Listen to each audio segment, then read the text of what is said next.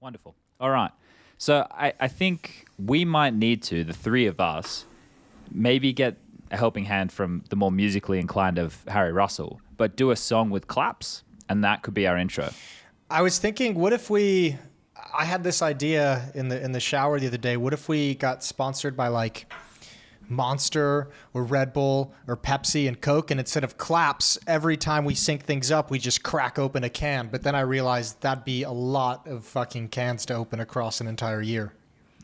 And how would they know what can we're really opening? Well, we'd have to say it. We'd have to be like, that's a nice ice cold Monster to start this podcast. Okay, so we're trying to give... we could even go distinction of the sound and see if people would notice. But one thing... Blind sound test.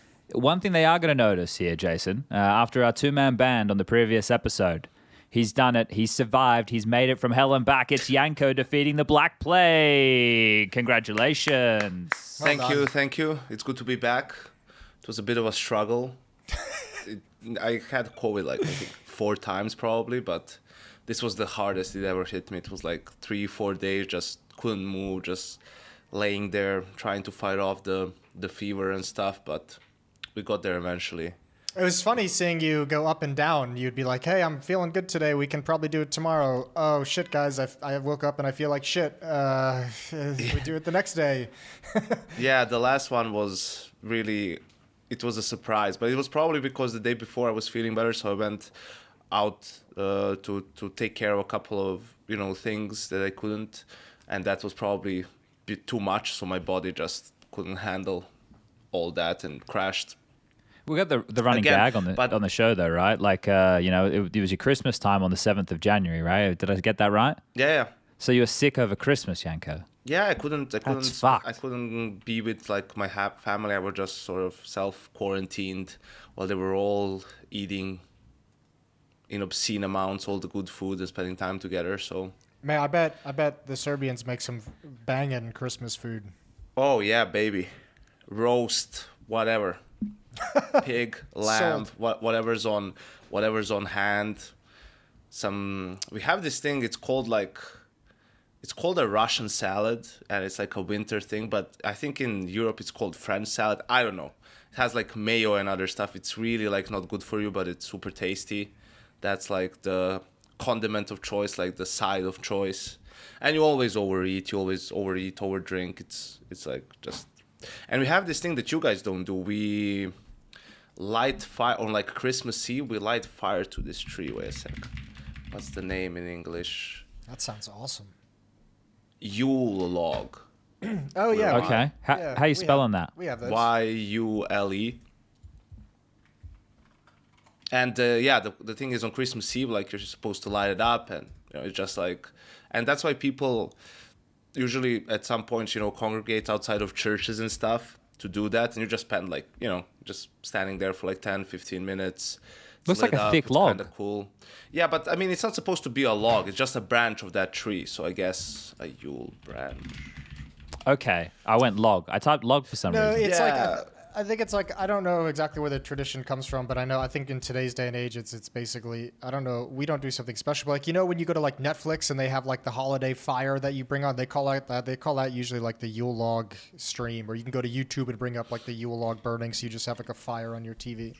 Do you know how crazy and scary the idea of like an open fire outdoors in Australia seems at Christmas time, just because of like all the bushfires? Yeah. It kind of seems wild. Like I think like the only place in Australia in summer that people would even really consider having a fire would be like at the beach, and that would be like in a sand pit. So you know that it's not going to get out of control and fucking burn anything, and that would be even mega rare, because like bushfires in Oz, especially in summertime, are fucking like the idea of it's pretty scary. People have barbecues and stuff. You have like a gas powered barbecue outdoors. But I don't know. Maybe that's just the way my family. Maybe people in Australia are just in all their backyards are just having open fire pits, and I don't know about it. I feel like I would know, but that's okay. So we got the Yule log, but it's a branch and it gets burnt at Christmas time. All right, I'm with it. Yeah. I'm following. I've got the mental picture now, and I understand what the scene looks like. Yeah, and another thing we do is over lunch on Christmas Day. What's the name? It's not like... It's like a loaf of, bread, but you make it yourself, and then you put in it as like you're making it. You put a coin, you put all these like, a real coin. Yeah. You put in Dentists in shambles.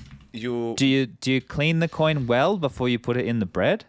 Yeah, but here's the point, right? You put that, and you put in a sort of a little bit of another small branch, which is, I can't find it here. Dogsberry. It seems like dogberry is the name of it in English, or dogwood. I'm not sure. So the reason is, so just bear with me. So you put all that stuff in, and you don't just go and eat it. So, but it's a massive loaf of bread, right? Depending on how many people you have for lunch, and then it goes around. You say some words. I don't know. You put a little bit of wine in it. Like there's some sort of a mini ritual about it, and then everyone takes a piece of it. So out of the whole thing, it's not, you can't leave anything, and then you look for the coin, and whoever has the coin, they're supposed to, it's gonna be a good year for them in terms of like making money, and the branch thingy that I said, or the little piece of like whatever, that's for health. So whoever finds that, they're gonna have great health for that year, I mean, so like it's just a Kinder tradition. Surprise, but with bread. Yeah, it's just tradition, it's not like, but it's something you do over that time. That's pretty cool.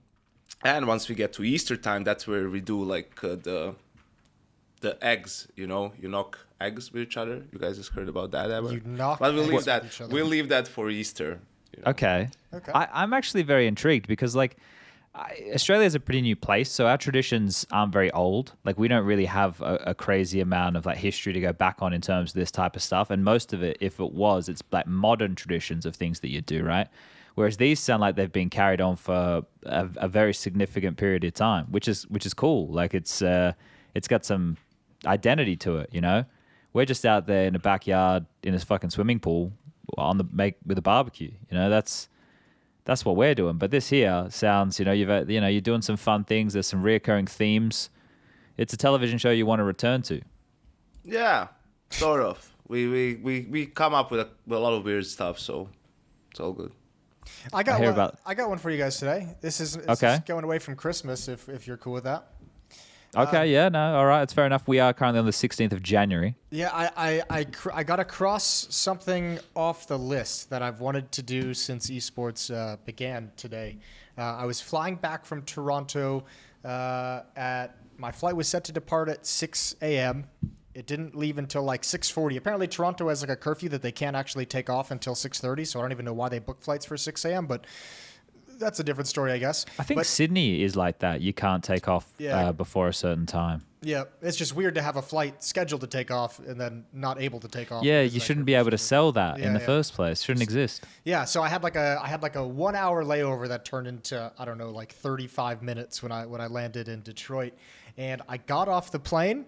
And there was a lady holding a sign with my name on it. So my brain immediately obviously went towards thinking of what they could have possibly caught me for and what I was going to be in trouble for.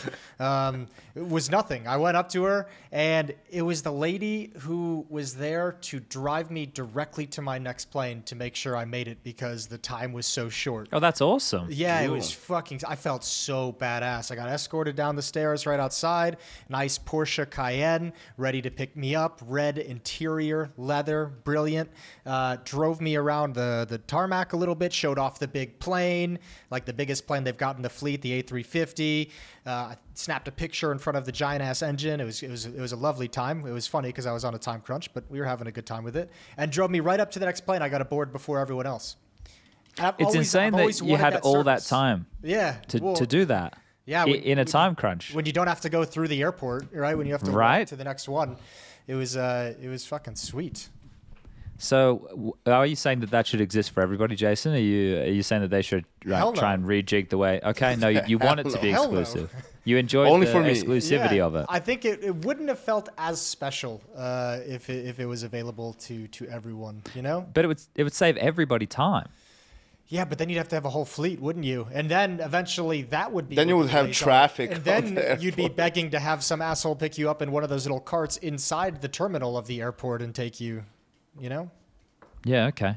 Fair enough. I see what you're saying. Well, I'm glad that you got to experience that. Yeah, but I've heard stories of that over the years, and I really wanted to experience it. It was lovely. I guess the closest thing I could imagine to that would be, you've got status with an airline, so you get to board the plane like very early, but you've still got shit seats. Yeah. Like That's key. Yeah. I don't know. It's nice to be able to board. The biggest thing at the moment with these flights, mate, is every motherfucker has like 4 bags. It feels like, and what's the bag rule's been forgotten here. It was always one little personal item, and then some form of a larger bag. Well, and then you'd have your check-in if you want. Everyone are rolling around with a lot more bags now, and things aren't being said. The airlines, I don't know what's happening. You always thought that they were pretty ready to rumble. It is my biggest like fear that causes me the most stress when traveling is if I'm on an airline that I don't have status with, the rare situations it occurs, and then like having a bag to put overhead, like having like my backpack which can go into the seat, and then a little rolly suitcase to go overhead. But that like being in boarding group like 3 or beyond, you're just like sat there like oh fuck, like when am I actually? There's trouble, trouble ahead. You can feel it. The thing is, people are also peasants, so. People who have like, let's say, status, but they have a seat in the back, what they'll do is board early and then they'll put their bag just somewhere in front, right? Which is like 10 rows away from where they're actually sitting. So they don't have to carry it with them and it's just easier, right? Or even the people Holy shit, I've never thought of that before. I always just took it and put it above my head. Yes, when the aircraft is like semi-full, so boarding group, let's say even 3, right? And now it's getting fuller, right? Like, so people are already, the overhead bins are getting filled out as well. And then you just put it in the first open one where you can put your suitcase in, like the carry-on, right? And then you do that as well. And then the person who's actually sitting there and might have a suitcase of their own, they get screwed. So then the flight attendant, because they're just trying to board the plane as fast as possible, they're like, oh, I'll help you out. And then they'll put it 20 rows behind you. So you'll have to wait for all those people to disembark the plane. That is happening frequently before you can go back and get your bag and go out. Which is like, if you're all going on a bus, doesn't really make a difference. But if you're at the gate, that can like prolong your transit time for, make or break 15 the connection. minutes, right? Like it can make or break your connection, which is just also frustrating because people are there's no empathy nowadays, Chad. Everyone's just selfish, thinking about themselves, But I have noticed, and I take advantage of this where available, if they have oversold that feature on their aircraft, right? So they've sold too many hand luggage spaces. It seems like what they do is they'll shoot you an email and they'll go, yo, the flight's fully booked, but if you want your hand luggage, you're able to check it. We'll check it free of charge because they know how much of an issue it causes when trying to board the plane if too many of the bags have been booked and there's literally no space for them. They got to put them somewhere. Then that means they got to put the cunts under the plane, and that takes forever, which makes the plane late. And I don't know if this is real, but it feels like it would make sense considering the experiences that I've been seeing out there. There's just too much hand luggage, and more often, I've been doing these little flights in Europe, only like the 2.5-hour jobbies. They'll check your bag for you for free, and you just do it at the gate. Yeah, that's true. Right. But that's also pain in the ass because let's say you have a shorter connection. There's a great example for players. So they ask you to check in your hand luggage, but that's where your gear is, and then you have to check it. You check it, and then it doesn't get to your destination. Then you're fucked. So you started off like doing things the right way, and then they fuck you.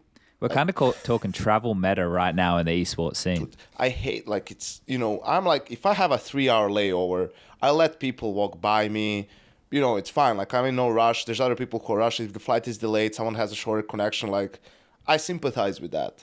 But especially when it's like, you can tell that we're going into a bus, right? Like, so we've stopped, in the middle of the airport somewhere, and they have to shuttle you to the terminal. And then you have like people from 10 rows behind, like rushing to the front of the plane to like get out of the plane first, just to get on the fucking bus and still wait for everyone to get in the bus before they can leave. It's like, are you blind? Can you not see like that? You jumping and like running in front of everyone and pushing people to get at the front of the aisle to leave the plane, you're not gonna get anywhere faster, you mongrel. Bunch of amateurs, isn't it? I know Chad's pet peeve when it comes to airport travel is actually the very last part when you're waiting for luggage, when people just cram into, so you can't even if you're standing for the race, you can't see the bags from these people. It's like they put their baby in the suitcase, and unless they get the bag as soon as possible and open it so the baby can get some air, like they're going to lose their child. The reason I dislike this one so much, but the reason I dislike this one so much is because this is the most random element of all of it, right? Like when you're sitting on the plane, you're in rows, right? And some of the airlines have to do good boarding things where they board like obviously the business and the any of the status members first, but then after that they'll board in groups, and those groups traditionally now are broken up into like window, middle seat, aisle, right? Like that's kind of, they want to try and be able to board these things as efficiently as possible so everyone's not getting up and shit. That is done well. So when you get off the plane, if you do it in the same order, if everybody gets up in their order, everybody just lets everybody off and everything's been placed in a sensible fashion, it's easier for everyone. Everyone wins, right? And so it's a good little, sometimes it works. Sometimes it's just fucking magic out there. But when you're collecting your bag, if you've checked in luggage, this is the most random element of the entire travel because your bag, it doesn't matter, like it's been loaded. You don't know what section of the fucking plane this has been loaded. It might be the first out the door, and if it's the first out the door of the plane, well then it's the first on the little truck, which means the last off the truck onto the belt. You don't know when this motherfucker's coming. So what's the rush? Just stand back, give some room, allow it to. And if normally I have very good will with this, I stand back, I give the space. I want a bit of a breather from the madness. I'm not in the hustle and bustle, and my bag's always out early, and I feel fucking great because I haven't made myself all panicky. I'm not standing there knees up to the fucking thing, inspecting every bag like I can't see. Like my eyes are good. I've got 150 fucking stickers on my bag. I could spot that through 12 people. I've got it down to a science, gentlemen. Yeah, you know, I'm not going to let these people get in the way. Like I can still get the glimpse, the visual I need. I'm just looking for that little, you know, like your open CT top mid, and you get the glance them coming out back top mid across. Yeah, they're just like doing a little. You get a little spot. That's all I'm looking for. Just a crack, ready to see the colors. And it's just that because sit back, guys. There's some seats to chill on. You know, if you're in Copenhagen, you can get Joe and the Juice. That's true. Or a Pulse, you can go to the bathroom. Like there's a lot of stuff. This is one that I've recently started doing, and I feel that it's changed my life, and not for the sake of the environment. I think this is good for the environment as well, but it's not the main key point. I just carry around like a water bottle now, and I'm just fucking there's taps everywhere. I'm filling the bad boy up at taps, and I'm like I've got water all the time. This is fucking great. Normally I'm paying $2.50. $3, $4 for a water. Well, you don't need to. Just carry on a fucking bottle of water. It's great. Yeah. I do have to tell you, Chad, though, there's also, if you are in business class or have priority, your bags come out first as well. I think they have. They say that, but that's pretty. It's not 100% foolproof, but in theory, right? Like those bags come out first. I noticed on my international travel that was the case. Like you get that red, you know, that red thing you get when you fly Lufthansa, like it says priority. Yep. That's it. It's supposed to, but sometimes Jason's right. It doesn't happen all the time. Like it still comes out late sometimes.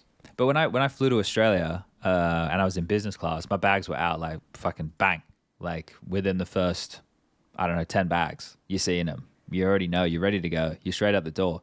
But we're talking like 6-7 hour flight minimum flights. Like the one from, I don't know. I always fuck up the time here. I feel like it was 10 to 11 hours, maybe 12 from Doha to Perth. That's a decent chunk of time. It's not a short trip, but I think about it. You can, when we flew like to South America, right? And I heard how far it was for you guys in the States.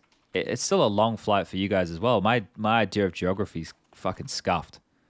I was a bit surprised as well. Like I was flying from Rio to Houston, and that was like an 11-hour flight, right? I would have imagined, because it's just south-north. I thought it was going to be a little bit less, but I guess we forget how curvature of the Earth too, and how huge Brazil is. It's so easy to forget how massive it is. Yeah. Well, look, I could have had a good segue here into some form of gaming conversation, and it's very, very broad, but we'll narrow it in. So we're talking North America and travel distances. Now, here's the leap. Here's the segue. Here's the jump across the Grand Canyon. Wiz promoted to Evil Geniuses. Jason, what you saying? What you feeling? I know you like a little bit of a North American AWPA. Kusta was your last project. Do you got a new one you want to start here? Yeah, I mean, I actually haven't seen him play too much recently. But why not get excited? That's what I'm saying. I'm excited in the sense that this guy has a lot of hype and excitement around him within the scene of what his ceiling could be. I think it's going to be a very, slow, bumpy ride to get off the ground. But I would love if we had another Opper, obviously. I mean, when you think about North American Counter-Strike, two things we have always fucking lacked throughout the entire existence of North American CSGO has been in-game leaders and Oppers. Extremely important positions. So any other Opper that's going to step up to the plate in the region and come up to the big leagues, I'm pretty excited about to see how he does at his first event. But I'm not expecting it to look good, to be honest with you. Well, yeah, Janko, here's the thing: like, it can hardly look worse than what Cirque was doing. So I think in any case, you're excited that Cirque's not there anymore. So whoever they put in, that's exciting. But I just think it's cool that more people get a chance, right? Yeah, sure. Yeah, why not? Like, because the thing is, I don't know how many international events it would take for us to go, okay, you can measure this up or not, right? Because all you're looking for with a player, well, not all you're looking for, but I imagine in this environment, and it's the same thing when I look at the Australian team, and maybe when you look, Janko, even at just the Serbian team, right? If we narrow it right down and we don't go like broader strokes like the European super squads and shit, but you're looking to see if the players who have been picked up into these rosters have promise or not. Right, like their understanding, like, and you can see that pretty quick in a game, like how they're able to react to certain situations and that kind of stuff. And then, sure, it's rough out there. Like, I remember the early tournaments that I played is a fucking reality check, bro. Like, some of the ways that you would play the game and the peaks that you would take, it was like, what? Like, they'd just be laughing at you. They would just be absolutely destroying you, right? Like, the protocols just weren't the same, or their aim was just that much better, and you'd just get like body checked early. I remember playing NIP. And this was like God tier NIP back in like 2014 days. Let's also remember this kid isn't. It's not like he's stepping up to the plate in an environment where he has like a fully fledged functional team around him as well. Oh, I know that, Yeah. but it's not that these boys wouldn't have been like working, mate. Like, this is the thing. I'd give credit to what EG are actually doing. I just know how limited the resources in terms of practice are, right? Because I can more than empathize with teams who are stuck in these environments for a long period of time. And if this is by choice, or if this is the way the org wants to run it, right? We all know that the best way to get practice in is to be overseas, and it's not feasible for that to be 24/7. It's just not, right? So I can sympathize with that, a little bit more than maybe previously, and that's. I was gonna say this is a new side of you, Chad, that I haven't seen before. No, because I understand now that it's a battle again, right? Like, Liquid are still contending, but Liquid have been able to update like their playbook in terms of bringing Yakinda in, which has kind of brought them up to speed with the meta. It's a nice little cheat code that they've got here, and they have already strong players. Like, Naf and Elise are elite level players, so they have two absolute like elite level. Where if you're a top 50 Counter-Strike player in the world, you're fucking pretty good at the game, right? So Liquid have those two right there. And then they have Yakinda, who's fucking amazing as well, and he's brought this meta across. And then now this is giving the room for Nitro and OC and us to see if it works or not. So they're in a different conversation to EG. Like, I look at EG as like they're not on the same level as a Liquid at the moment, at least in my mind. I don't know. So. Maybe I'm being a little bit nice. Maybe I got softened up, nice, over the Christmas time. The family softened me up, mate. Yeah, give it a month. You'll be back to coarse edges and jaded in no time. I'm kind of curious to see how this works out too, though, because if you look at it in a bigger sense too, I mean, this is kind of one of those scenarios where you would say, if you're EG, you want him to do well, not just for the team, but you want him to do well so that you can point to it and say, see, guys, our plan is kind of working the way we'd like it to. Yeah. We have these young players that have spent some time down at the lower teams. We have a coaching staff that's well synchronized between all the different levels, trying to preach the same kind of philosophies. And now we're going to move this guy up and get a chance. And if he blows us all away, boom. See, we found a diamond in the rough after we spent a year training him. This works. Now, I don't think it's that easy of a comparison, and I wouldn't ever fully trust that kind of angle. But like on a big picture, scale, this kind of would prove that EG are on to something at the very least. Yeah. What do you think about it, Janko? You still just a hard stance on this, or have I gone soft? No, I think it's fine. The problem is also that the best teams he's played in EG Black were like MIBR and Complexity. So there's obviously going to be an adjustment period to the level of opposition like you talked, and that's why it's fine to give it some time. I'm not gonna condemn him based off of his performance at Blast, but you would like to see some just positive signs in terms of probably mostly decision making, right? And just, some of the mechanic stuff, the accuracy, right? You don't want to see. It's mostly about not having overly negative performances and bad performances rather than having like, great games and carrying the team or anything along those lines, right? So just one of those where give it time and see how it goes and then evaluate a couple of months down the line. But I mean, to be honest, like that's just it for this major cycle, I feel like, for them. You're not going to swap him out for a different player, I don't think. No. Before that's done. So it's a great sort of opportunity for him to put himself on the map. Yeah, yeah. Well, so this is a little bit of optimism here for all of it, so that's cool. Like, we'll see how it goes. Right. So you want to get into the negative now? Yeah. Pretty much. Okay. It's been enough positivity. I'm trying to build a good bad sandwich. I was gonna troll a bit. I was gonna go into the awards, the award show you guys did. No, wait. I have a negative really quick before we get to the award show. Okay. I almost can't even get it out. I can't even believe I'm reading this. Our boy Shoxy links up with Smiths and 3 newcomers. Yeah, but I'm thinking about it. Why not, guys? Just like, why not? See what happens, man. Come on. But what do you want him to do, man? Smiths with a comeback at 34 years old in 2023. But if you think about it, also, like I would have given Smiths 34 years. I thought he was like, I don't know, 29, 31. At most. But the thing is, it's kind of, didn't they say that he was just there temporarily and he'd transition into like a coaching role or something? Wasn't that part of the yes? The but news? Still, so, it's just like just the title, right? Like the headline, Shox links up with Smiths and 3 newcomers. You're like, he's really like that friendship. He's really banking on that.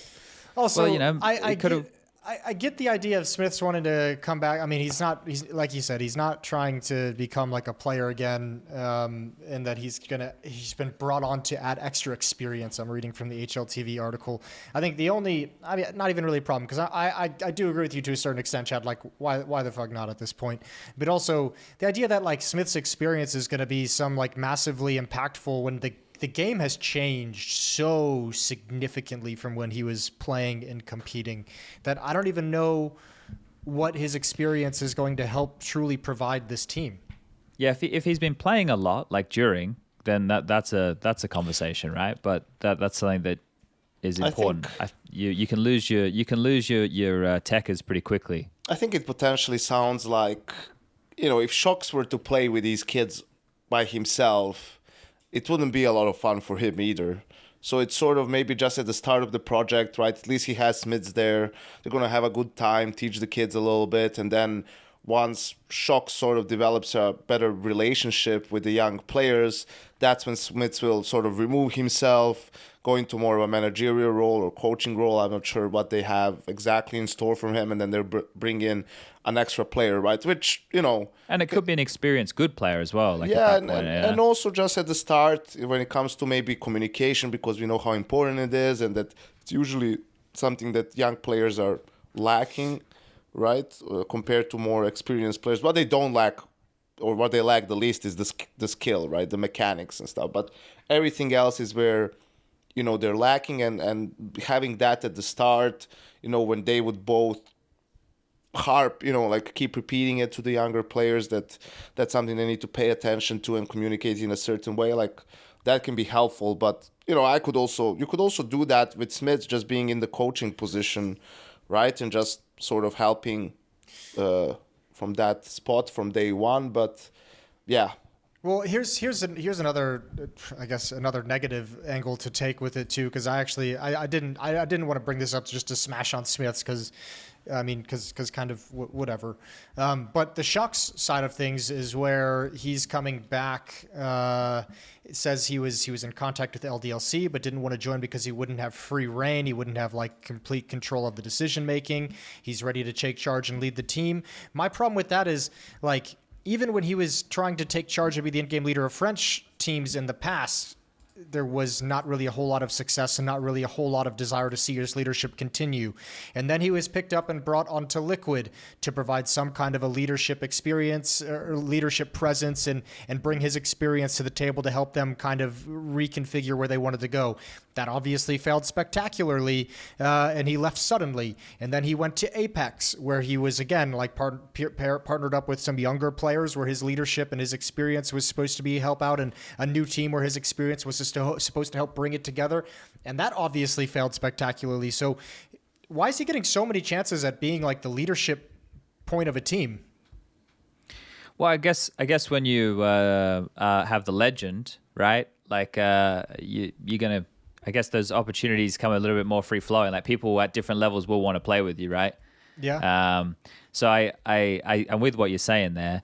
I think maybe look, this one here is back in the native tongue. So let's see how this one here goes. But I'm looking at Deos, one of the players in the team. He's like an absolute beast in Face It. Like I'm a boomer noob, right? I can barely put my crosshair in the right direction, but sometimes I get into some Face It games with some big boy eloers in there, and you just like this kid. I think he was smashing you. Yeah, He's something about one of the highest elos. Maybe I'm wrong. I don't know.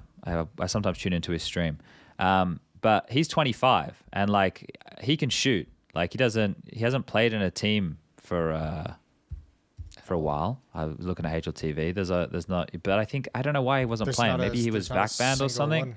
And it's expired. I don't know. I just know Face It. He's fucking good. Okay, cool.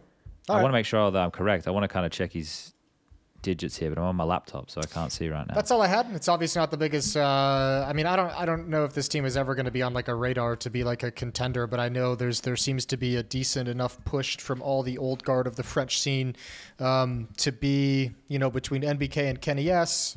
Now shox elsewhere. Heat's falling apart right now, apparently. Okay, well, sweet. So French scene still, the French scene. This was like news today. I think it was like Afro was going to LDLC. Yeah, to replace I think Divi was it, but that means that Heat have withdrawn from the EPL Conference stuff. Yeah, they forfeited to the Serbian team. Yeah, which means the team's when stuff like that's happening, that means the team's dead. Yeah, completely fucked. Like if you but there was also something that KRL was tweeting about like they weren't getting paid, right? I don't know what it was exactly. I saw it. I was like, okay, well, I didn't know about this. This is interesting. So I don't know. That's kind of all blown up. Which that was meant to be the French team with a bit of hope behind it, or at least one of the French teams with a bit of hope behind it. So, yeah, I guess everything's in shambles. Maybe shox can be Shoxy Jesus and lead the nation, be the savior, Jason. Yeah, maybe. It's all very poetic, isn't it? Yeah, it would be if it actually happens. I just I don't have a whole lot of confidence in it. But yeah, I just wanted to get that out there before we went into the HLTV show. Couldn't have. Well, we had way too much positivity on that NA segment. That was weird for me. Have I rocked the boat here? So you've gone after the French? Yeah, basically, you kind of threw me off kilter. I'm not used to that kind of level-headed approach to the North American scene. So. It's only they get it. Liquid don't though. I don't want Liquid to have it. I don't even give Liquid a pass. Okay, all right. No, that's fine. Fair enough. We're in agreement here. Yep. It's beautiful. Janko, what were you wanting to say about the awards? Well, right? First I want to say it looked really cool. Like I've watched not the entirety of it, but a good part of it. And yeah, I thought it was done well. I don't know how big of a part you played in planning and all of that stuff, or you just like were doing stuff. But if you did, props. It was cool to see players as well in more of a official sort of, like dressed up and stuff. Some of the older guys there, especially the Fnatic guys, NIP guys, and so on. The Poles, right from the early days, getting to get together and sort of have a good time. I think it's a cool thing to have. I hope it, returns next year. And I didn't say this is mostly positive. For me, it's just the people who got robbed again. I love that robbed was on HLTV. It was posted everywhere. I think the one that stands out to me, and we can get into a conversation about this one, is the highlight. Like the highlight for me, I felt like it was 100% the Rops one, because just the context of the Rops play, right? And I was thinking about this before, and I was trying to work out why that like that play is so important to me. And I understand it, and I get this. Everyone's going to have their own subjective view on a highlight, right? We all have what makes it exciting, and I'm going to say that's okay. But I want to passionately say this is why I think that play was like probably the best, is because it's one of like our elite tier events. Like it's a Katowice grand final play, right? So it's a massive round, and I think if you look at the technical ability in the Mondesi round, and obviously the time, which makes it mega exciting too, because it's nail biting in terms of being able to get the C4 down in time, right? The mechanics in that are sick. Like that is a fucking hugely impressive mechanical play. But I just think like Rops's play in the moment of the beast that was that game. That's why I think it probably should have got the dub. So wait, it was the Rops on balcony on Inferno in the Katowice finals. What ended up winning? You said it's a Mondesi clutch? 1v4 against MIBR. Wasn't it online as well? Online in like... That was the showdown, that was right? the showdown of the spring showdown. Yeah. So... Okay. Mechanically, that Mondesi plays fucking So here's crazy, the thing, right? and I like that you pointed it, that you've phrased it that way, Chad, because that's for me is like for all the awards where I would have personally, given it to someone else, that's probably the metric that's like from which I base it off. That's probably not as impactful in the general vote, right? So for me, it's those big moments, right, in big games and whatnot. That's why I would have given, closer of the year to Rops over Exile.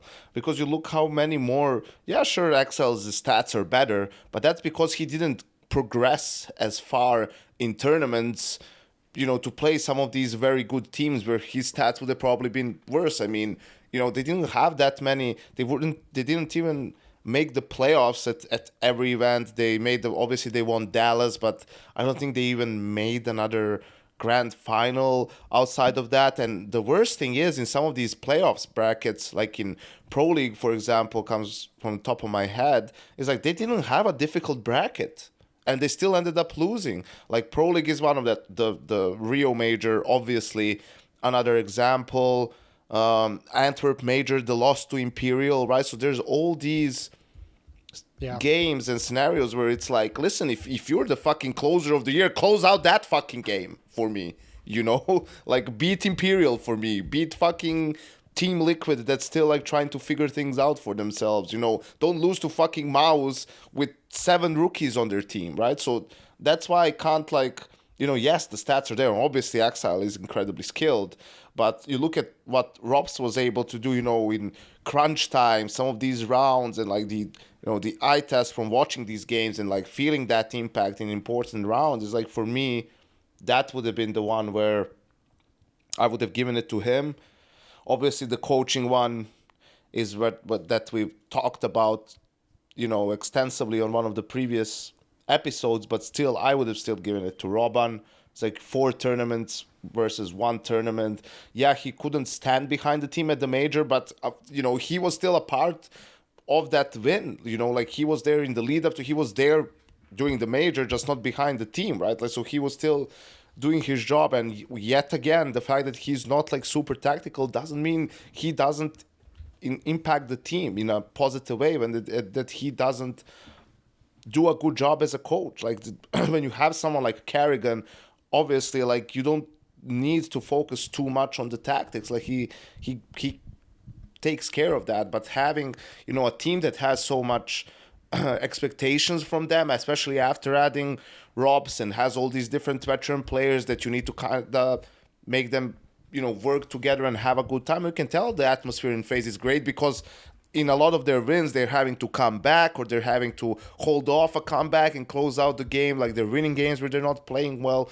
That's because they have like good atmosphere in the team. They believe in the win. They believe in each other, which is also something that, a lot of times you hear even coaches talk about culture, building a culture, a good atmosphere within the team. That's way more difficult to do than to fucking come up with a game plan and add strats in, So I think it's still very much underestimated. And also when I see by what margin did the Blade win is also, a little bit of a shocker to me, because I just think too many people have, come into this. Yes, they faced adversity, and yes, they had to change an in-game leader, and yes, they've made playoffs and they were competitive. But I mean, at the end of the day, it's about winning shit. And props to them for hanging in there, but in the end, they didn't win. And of course, we can understand why that didn't happen. No one is like overly criticizing them for it, but we can't be fucking giving them out awards either, can we?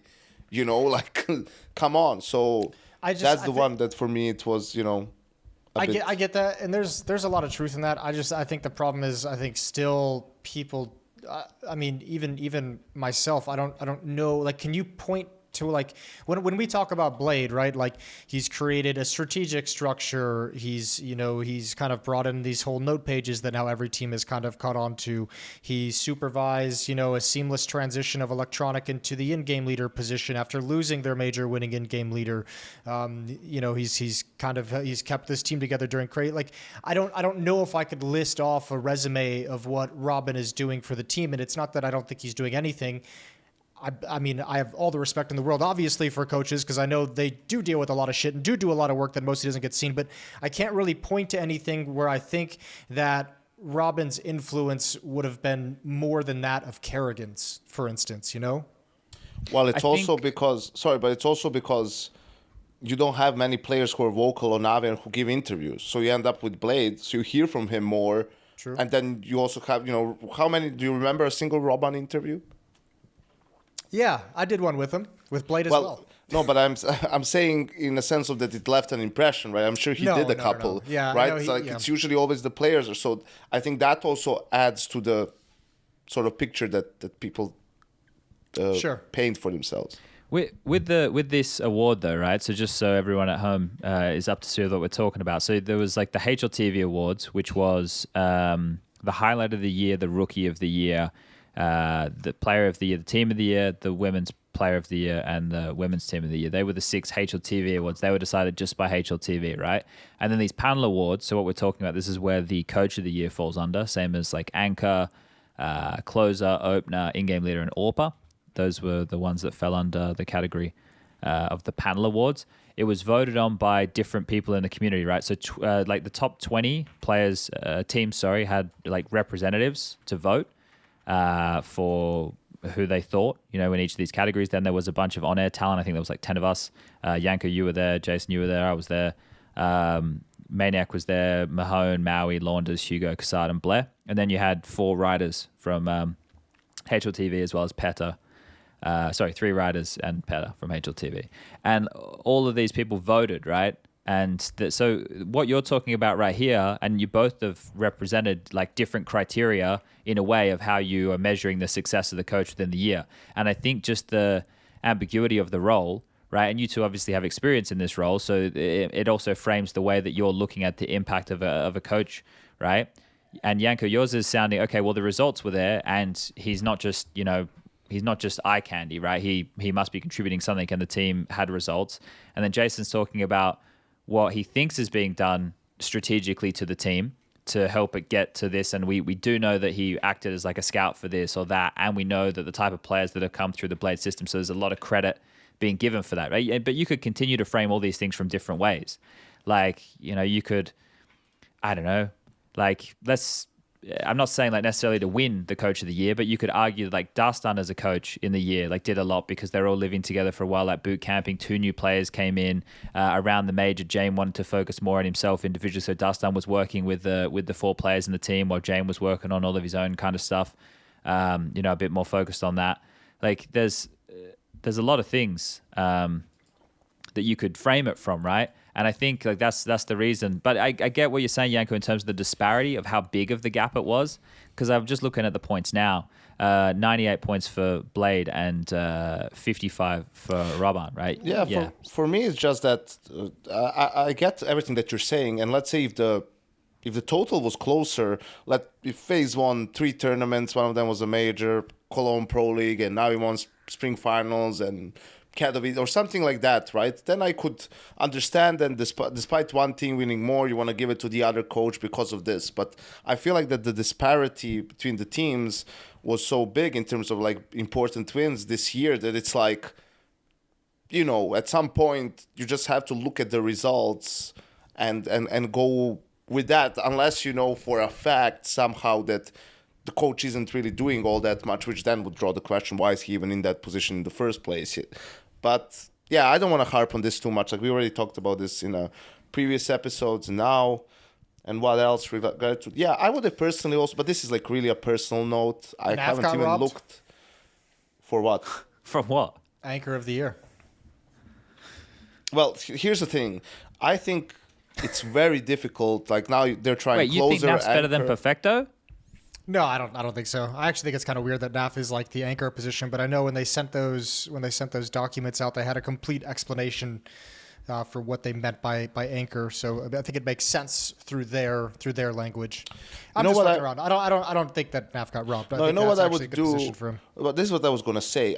It's very hard, even in that context. Like for example, you see Nico as the opener of the year, but he's not. He's more than an opener, right? Like he's not just like a hard entry. But that's why the definition. And that's why it was close to Yakinder, right? Because Yakinder in that role is pretty close to Nico, but he's not as complete of a player as Nico is.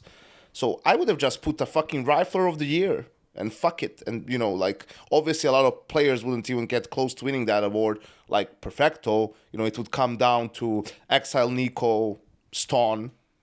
Probably. I think it was to build the team of the year, right? So by having 5 more defined roles, that kind of seems like a way to... I think we're getting there, but I feel like we still need to figure it out a little bit better, like how to name these... Well, the roles, terminology right? is always like, hard to decide on, like with everybody, right? Because that's all the same the teams issue we have the with teams like are different, right? Like yes, there's clear support, or there was in Cloud9, right? You have Perfecto and in Navi and all of that, but you know, then you go to FaZe and well, you don't really have an obvious role in that. It's, you know, sometimes it's Kerrigan, sometimes it's Brocky, depending on the round. Sometimes it has to be someone else, right? So that team. On paper, you would look and say, well, there's no support here, right? But they're the best team of the year. So, you know, like that. That's why it's strange. I'm so fucking glad there's no support player of the year. I'm so glad. Yeah, I think this was probably the closest we got so far when we were doing these sort of awards.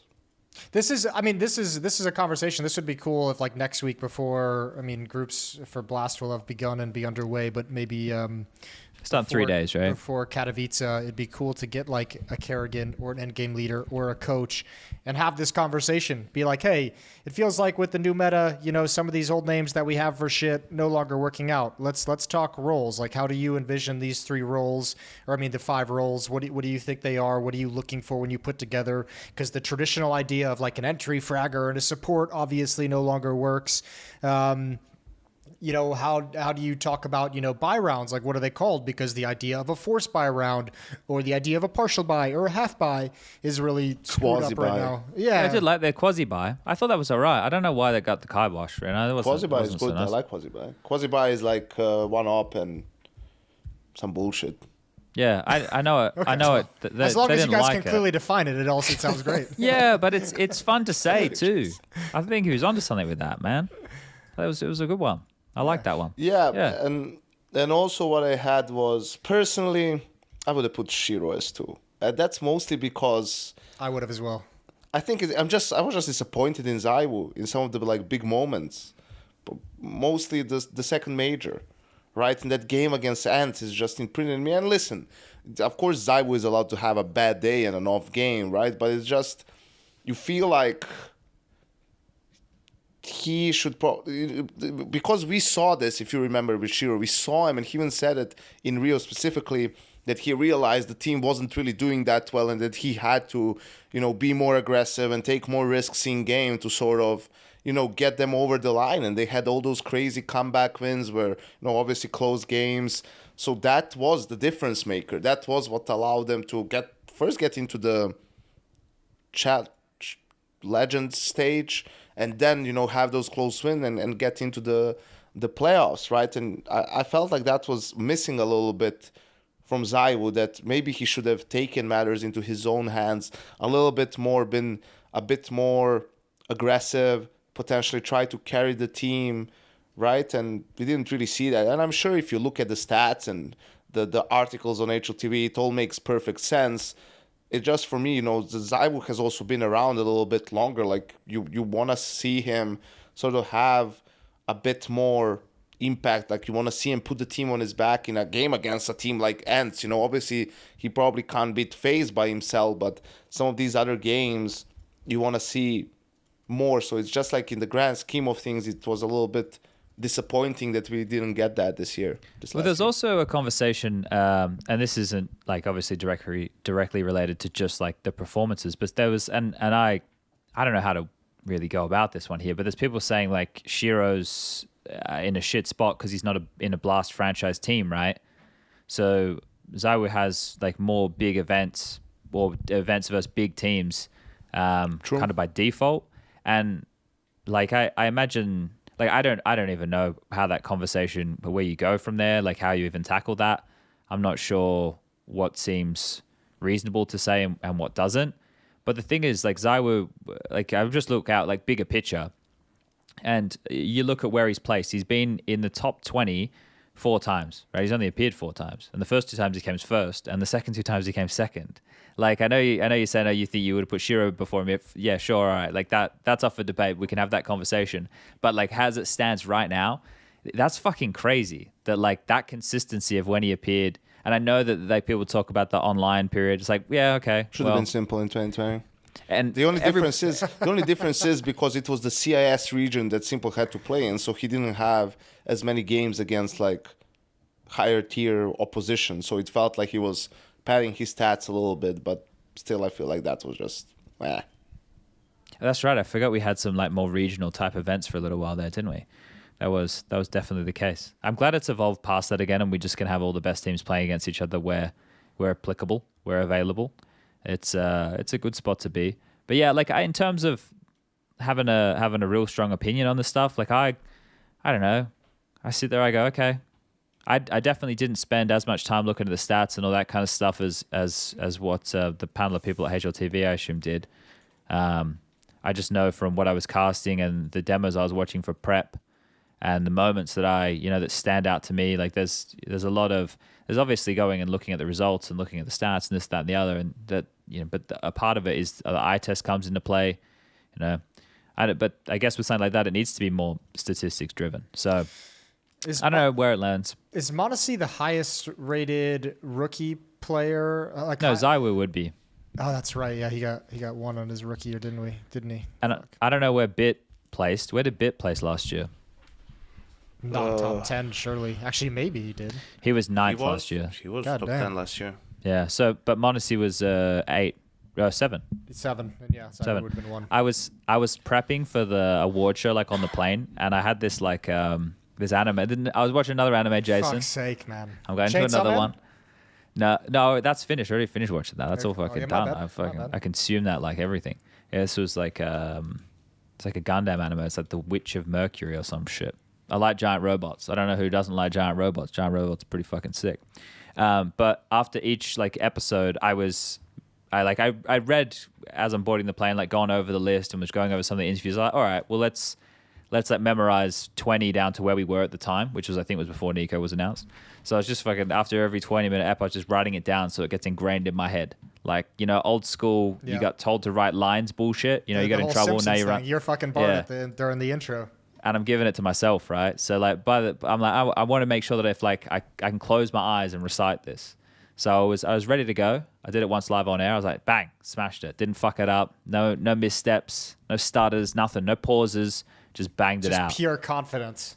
But just like school, it's gone. The brain doesn't need it anymore. It's used it, and it's no. I think I could probably do it. It's cleared space for giant robot anime plot points. Yeah. Well, it's the same shit every time, But okay, so the awards, the people were there. It was nice to see, everybody. The best thing to come out of that award show is that picture of Get Right holding all of his fucking medals. Yeah, that's pretty funny. That is so fucking legit. Snacks' speech was pretty good as well. Yeah, Snacks was pretty funny. Yeah. The 40% loss joke was really good. You know what I realized, Chad, what you need to get in, and this is hard to find a good person for this, but I think we might be able to pull it off by next year.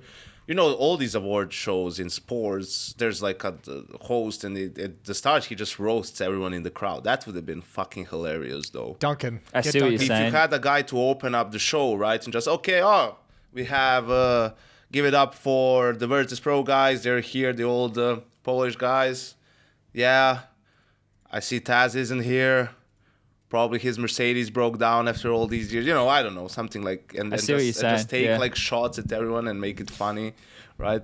Because you had all those people there, right? So and But there's who's so getting many. slapped, Yanko? What? Who's getting slapped then? You know, Everyone's- someone's coming out of the audience. Someone's doing the Will Smith moment. Yeah. Well, obviously KNG is the guy for that, but yeah.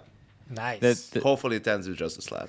Yeah, I wonder where we could. Yeah, it's an interesting suggestion. You know, I personally spicy. love the You 32K a month DJ. It would be great. It would never Well, happen. I mean, if I was the guy doing it, it would probably be someone from Astralis coming out on stage and trying to slap me. Bang. Bang.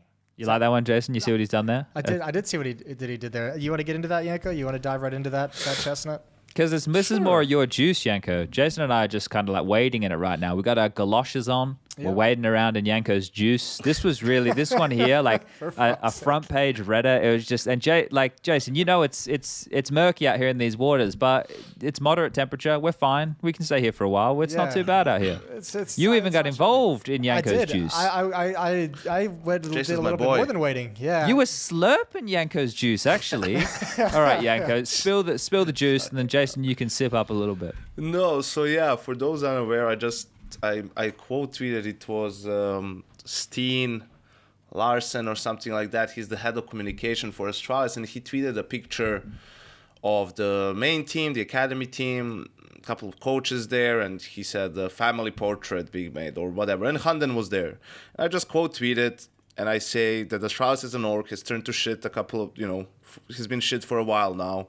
That meaning, for me, what I'm referencing with that is basically that they allowed, the winningest roster of all time to just sort of fall apart, and that they've mishandled the roster for the last couple of years, really, with, some signings here, but not enough, and it's just stopgap solutions, and they weren't able to have anywhere near the levels of success that they had before, right? But the main point of the tweet was that I didn't understand how guys like Device, Glaive, and Zipex, who were part of that Astralis' team and won 4 majors together, because they won the one with KRB as well and won a lot of tournaments, basically had this great era, which they did, legit, right? Working their way up and working hard and whatnot, and to even, associate themselves with a guy like Hunden.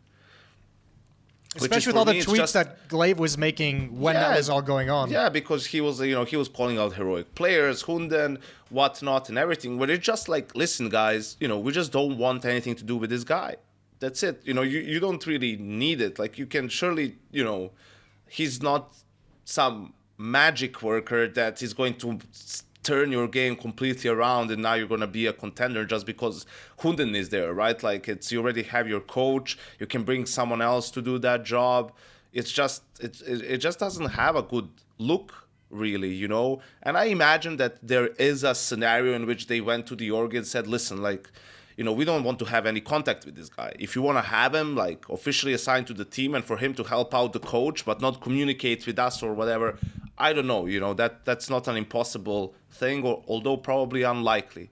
So I tweet this, whatever, and this thing guy comes back to me and he tweets something. I have to open this shit now, don't I? Like, just so that I am pretty... But didn't he delete the tweet? He deleted the one tweet later, yes, but initially he just... I'm not going there, but do you really want to talk about behavior? Yeah, he was like, whoa, I'm not going there, but do you really want to talk about behavior? Which basically, I just replied with a question mark, and then after like 5 minutes when he didn't reply, I said, care to elaborate? Because what he's trying to say with this is like, basically is that my behavior isn't perfect either, or isn't like up to par, so who am I to speak about it? Which I have no idea. That's why I replied the way I did. I have no idea what he means by that, because I feel like I'm very particular with, how I behave, especially on broadcast, but in general, and I feel like my, morals and principles are pretty high up there where I'm not going, you know, I don't know what he means by that. And then the tweet that was deleted was something along the lines of, you know, well, if you want to share stories, like we can go there again, sort of having this like veiled threat that there's some story he has on me where, you know, it would, I don't know, jeopardize my career or my reputation or credibility or whatever. So I'm just that is very clearly a threat. Yeah, and I'm just like, yeah, feel it's a public forum. You can share whatever you want. My conscience is clear, meaning that I have no idea what he means. You know, I know that I haven't done anything wrong, and that there's nothing that he could quote unquote have on me that he could like publicly share that I should be, you know, afraid of or whatever. And then he replies something like, that's where we differ, I would never. Which is just like so ridiculous. I didn't say anything. Right, and then somewhere in between, we're just interesting that you call us a shit org and judge others by morale. Personally, I think we have an awesome org, and I'm damn proud of how we work with and for the community and how we invest in the positives of our industry. But that's besides the point here. And I just replied like, you were questioning my morals. You can't be serious. Like, you know, with everything that's going on. That's it. Like I just replied that, and I went out for a walk, and then I went to bed. I basically didn't like come back to the thread until the next morning, and that's when I saw, you know, Jason jumping in, and I saw Scrawny. I was still up when I saw Scrawny tweet at them, and then Richard, and became this massive thing. It was front page already. It was top post on the subreddit as well, and I was like, fucking hell, and he was just getting, you know, shellacked from all sides because it's just so insane, like what he was saying. And also, this is the guy who's he's director of comms at Astralis, like across all esports. This is the guy who's like in charge of your public image in a sense of how you communicate on social media. So I think that says more about the org than I could ever tweet about it. See, we started off just like ankle deep in the juice, and now we're wading, like we're up into the torso. We're into the deep water right now, and I don't know. I think there's like a couple of things to dissect, Janko, that I wouldn't mind quizzing you on a little bit more here, and like how you look at it, right? So, I do want to point out, in his credit, he did apologize. Well, actually, I don't know if he apologized, but he did say he was wrong, right? Like I believe I read that at some point in the chain. Yeah, so I think he responded to me with that at some point. Or to Richard. Richard. Yeah. One of the two. But that right there, that's a good thing. That's a good thing that he did that, right? Like we give props there. That's good, right? If he didn't do that, then that's not so good. He's kind of gone, oh shit, I probably shouldn't have said what I said there, because it's a little bit bullying, right? Like I know what you're saying in terms of like a threat. It's a pretty mild threat in terms of a threat, right? But it's a bit more like bullyish. Like I know stuff about you, right? Well, so that's we never like that. The shitty thing about it is I can't ever take that as like. Look, I have always gotten along with Steen, and in the few interactions we've had over the years, I've always found him to be a pretty nice and reasonable and good guy. Yeah, I've had no issues with him. I think he's cool. I haven't either, and I think he's going to get a bad rap publicly because of this exchange. But the problem is, like, I can't ever assume that a threat like that is just going to be like something harmless, because we have all been in this industry. It's not in good faith by any means. Yeah, and like we've all been in this industry to watch some of our friends and colleagues have to really fucking go through the ringer when their professional opinion or behavior is attacked by using some kind of like personal anecdote, you know, and you never know if that personal anecdote is told publicly, how it is going to be received by that public, by the public, by the masses on Twitter. So I just like that for me is like a huge drawing line. It's part of the reason why I have such a strong line against Bardolph right now as well, because it's just like once you start putting this shit out there in public, some kind of personal beef that is escalated, like that gets scary to me. I don't know about you guys, but for me that's like one of my great fears, is that just like some personal attack is going to come because of what you've said out of business. And I never fucking take that lightly, because I think that is so underhanded. Not everybody has to get along, right? And I don't think everybody, like, that's just the world. Not everybody does get along, and people, you know, do different things or see things different ways or whatever and respond to things. But at the end of the day, like, what we're doing, like, we're not actually just like living our lives on camera. You know, we're still like there. We're enjoying the Counter-Strike, but that's the most paramount thing, right? So we're not just there like it's not a reality TV show, right? Like we're there enjoying Counter-Strike, and that is the focus, and that should always kind of be the focus. So I understand where you're coming from there, Jason, with that. Do we? Well, it's even deeper than that. I mean, it could potentially be even deeper than that, because it's like, even if it's not stories, I mean, Blast and Astralis were the same company. You know, they were owned by the same people initially, right? For like and then the first 3 years, and then they separated themselves. Now Blast has the next major. You know, they have their own crew, whether they're going to hire more people or not, whether this is going to be something that's, you know, potentially going to jeopardize me being hired at the next, being hired or not. You know, that's something that I don't personally like worry about, because I'm not a person that, you know, I don't worry ahead of time, right? But potentially it could be, you know, a problem for me. Maybe they go, you know, it's just people who have relationships and know each other. And then it's like, if it's between a couple of guys, maybe all of a sudden, you know, I'm not in that conversation anymore. Who knows? And these are like real problems, real things, like things that really impact you, your livelihood, your career and whatnot, just because, you know, you call them out publicly. And sure, am I a guy? Do I have to write shit? Can I write something else? I can, but I don't give a fuck. It's my like personal Twitter. I'm not at a tournament. We're not doing a broadcast. It's like I can say whatever the fuck I want, pretty much, you know. And if you're getting emotional about it, that's your problem. I don't care that you know. And I like you, Jason, said something like, it's not like he called every individual person working at your company shit, right? Which is also true. And ironically, it's like all the lower level people, I believe they're doing their job. It's the higher ups that have fucked that organization with their decision making and lack of forward thinking, really, right? So people like whatever Steen, but not him, because he's director of comms. He has nothing to do with anything when it comes to competitive performance, no matter what he may think, right? But it's some other people in that org. So, you know, for me, it was just funny to see how much it blew up, really, the next day, and how bad he basically just shot himself in the foot. And he did this thing again at the end of it. Like, I saw this because I got like some messages, and I saw my DMs, and I see that I got a DM from him with something. But I hate this thing. It's like, if you do start publicly on Twitter, right, going back and forth, don't message me privately now and like saying something. If you have something to say to me and we already started talking publicly, say it publicly.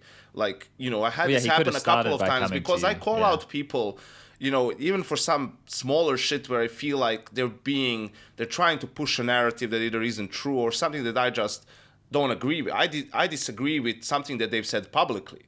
So why would I message them privately and start a discussion? No, it's a public forum. I want to disagree with you publicly so that people can see and we can have a discussion about it, a debate publicly about it. You can defend your point and I can make my point. And, you know, it's out there on a public forum, right? And we both know where we stand. The problem is some people who are trying to either go for hot takes or are trying to be edgy, right? When you call them out on it publicly, they suddenly like get scared because they didn't expect that. And then they want to backpedal and then they want to explain to you privately that that's not really what they meant. They meant something else. I don't care. Write it publicly then. So then, you know, people can see that you were actually just trying to be edgy and you don't really stand by what you said, and you're just trying to get like social media points or views or impressions or whatever it is, right? So that's it. That's how I operate. It's not helping me. I'll tell you that. It you know, it's like a sort of, you know, based around conflict with someone. Although I think conflict is probably too strong of a word, but let's say disagreement or whatever, which is something that people in esports especially are really not. Views. They're really not like comfortable with it. They're really not comfortable with like being challenged publicly and like having to debate things, right? It's just it's not really something that you see very often. I have like two kind of final thoughts on this whole exchange and situation that happened, and the first I'll start with is just the fact, like I put this in a tweet as well, that like I'm just like I was kind of shocked that I saw him publicly engage in this way, just because it felt like, you know, if you're an org and you're about to announce the face of the largest cheating scandal in Counter-Strike history is coming on board as your new coach or head analyst, and you know it's going to cause public issues. You know it's going to be a bit of a PR hit and a PR nightmare. Surely there was a conversation at some point where they were just like, all right, guys, like, let's agree on a strategy. For instance, like, everyone just shut the fuck up for like 3 days because it's going to blow over. It's going to be a rough day when the announcement comes out. People will forget. More news will come up. Let's just not, try and make this the biggest thing in the world. And, that's one way you could have handled it. But to me, when I saw Steen kind of come out in this fashion, to me just felt like Astralis didn't have that kind of a game plan in terms of how they were communicating and how they wanted to like really handle the PR of such like a powder keg situation with this announcement. So that kind of surprised me, that they weren't prepared for something like this. Even Duncan tweeted it. It's like, in the end, that my original tweet, it has like almost 500,000 views, right? So he just added so much more attention to that by getting into like a argument or whatever with me. And also, if I remember, that was Friday. It was probably around 9-10 p.m. So who knows, maybe, a bit of after work, whatever, and getting a bit loose with your fingers, right? We all know, just don't go on social media at that time. I would say, like, just to add, well, I don't know, I'm taking some broad jumps and leaps here for a moment. But as someone who is a moron on social media myself, I would put myself in sometimes the loose cannon basket. Jason, I've had you talk me down off a tweet ledge once or twice. Ledges, yeah. Jason is the resident off the ledge talker. A lot of tweets get filtered through my WhatsApp. Yes. So occasionally we go to Jason and just see what's going on. But like I've made some silly tweets before, and usually this is the drama with it. It's not like because of one thing. Like, normally one thing wouldn't like push me off the edge and just send it. It'd be like if I was consistently seeing something, right? Like if it was constantly like this view of a topic that like these people don't have all the facts, and they're getting like they're all saying one thing and they're all pushing this narrative that isn't true because they don't have all the detail. But I'm like not really in a position where I can give that, and I'm trying to, in a nuanced way, have that conversation and offer a different perspective. And sometimes I can lose my sensibility and just go off my tree. And I imagine if you look at from this perspective for him, you definitely weren't the first person saying something in a negative way about this whole Hunden situation, and I imagine you're definitely not going to be the last, Janko. So you were probably just the brick at which he saw the ability to, that was it. That was the moment in which he saw red and made the tweet, because you can see his perspective later, and whether that like changed after the initial conversation or not. But like later, he's obviously taken from the angle like, the entire organization, like, because that's the thing that is with all of this. And this is the same reason, like when I see like ESL getting dunked on for maybe situations that aren't their fault or whatever, and the full conversation doesn't come out there, is because like I know these people as people, and that's probably the same way he's looking at his org. But you're talking as about his org as like the whole, like, the broader picture. To be honest, the that's also side so of it, lame. right? Like, he's trying to then portray it as if I was attacking the human beings at that org and like calling that, which is like obviously not at all what I was going at. I know some people. I went to their offices multiple times for boot camps, and everyone was like great to us. Very nice people. And even I don't know if I talked to Steve maybe twice ever, or like anyone from Astralis. I always, as Jason said, like, face to face, everyone's like super nice to you, right? Like, I don't know if I've ever had problems face to face with anyone, really, because people behave differently when you're talking to them in person than they are on social media. So I don't think he's like a bad guy or anything. It's just he kind of stayed in his lane. Yeah, I'm with Chad, and that was actually going to be my second point on this was that, I think for someone working within that organization to have that constantly be under fire, and that's in that way, and see, a lot of the hard work around you that's just kind of not getting credit, or you're feeling like everything's a little bit unfair. Like, it's easy when you see like a public response to something you're busting your ass on being so negative. It's easy to kind of overflow. I know I felt it a shit ton when I used to cast when I first started, when I was working for ESEA. And, they started, they had used, came under fire for like some of the YouTube videos, that advertisement that came out of the dude doing backflips, and you're sitting there casting and trying to do good work, and every conversation about the company you work for is how shit it is. Bad. I know, it was a little unreasonable, wasn't it? But, and then we obviously, I was going to take the same angle, Chad. We obviously felt very much the same way during Rio, where we know how many people worked hard on that, and it sucks showing up every day to the front page of Reddit and seeing all these Reddit threads and comments just fucking styling on and being edgy and spoofing on the situation at the major, and it just gets frustrating. It adds like an extra, like 15% of stress onto your shoulders that just sits there as like your default stress level, which is always shit. And that's part of the reason why you don't like walking around like a tense ball, Jason. You don't like that, man? Well, I mean, it's always ready to blow.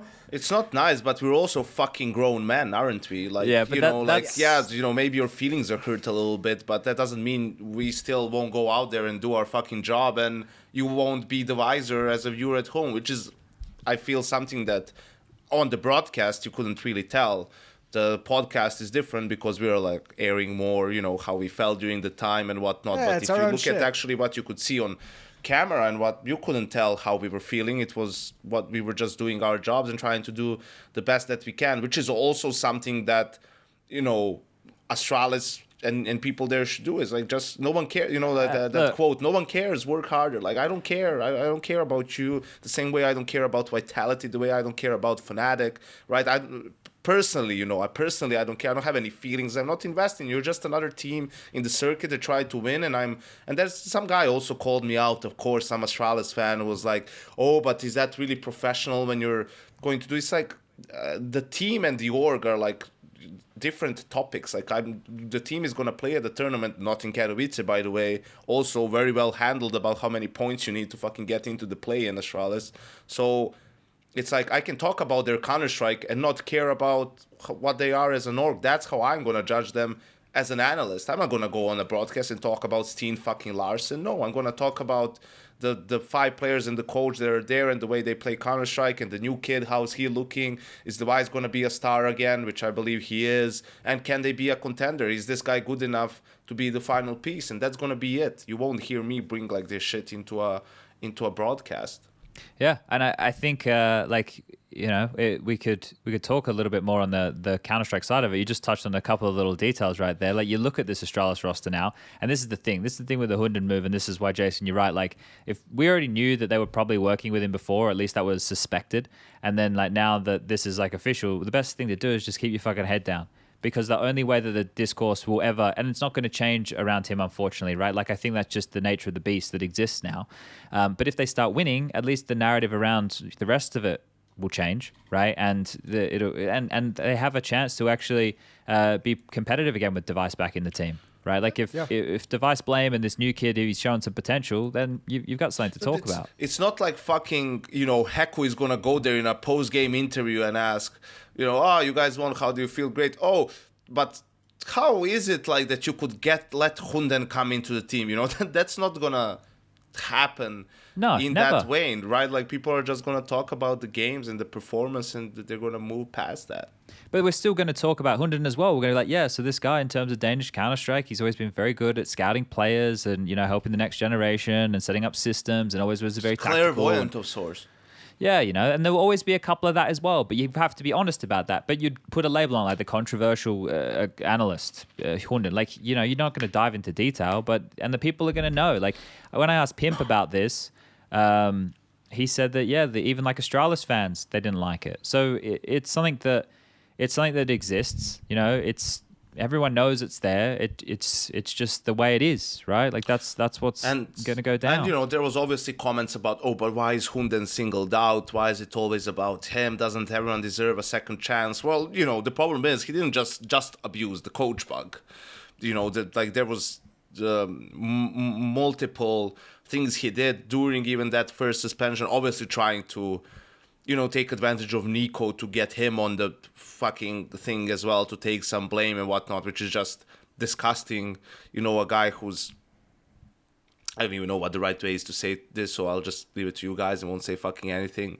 But then later the whole Astralis heroic thing with the spreadsheets and the tactics and everything, and then ultimately ESIC being the fucking pile of shit that it is, him just being able to, cancel out all those suspensions only because he was, competent enough to hire a lawyer to argue against it, right? So it's not like he just served his sentence and now his second chance is coming, which, by the way, I'm all up for. A coach got banned, whatever, a year, he served his time. Yeah, he should be allowed to have a chance to coach again. I mean, that's how it was pointed out. I only ever had a problem with people who, during their ban, were still trying to, were still, poking their head out and, trying to get in some work as an or whatever. Those things bothered me, but, there's plenty of coaches out there who just served their time, came back to coaching, and that's it, whether their ban was fair or not. So, the same thing with all of this, though, right?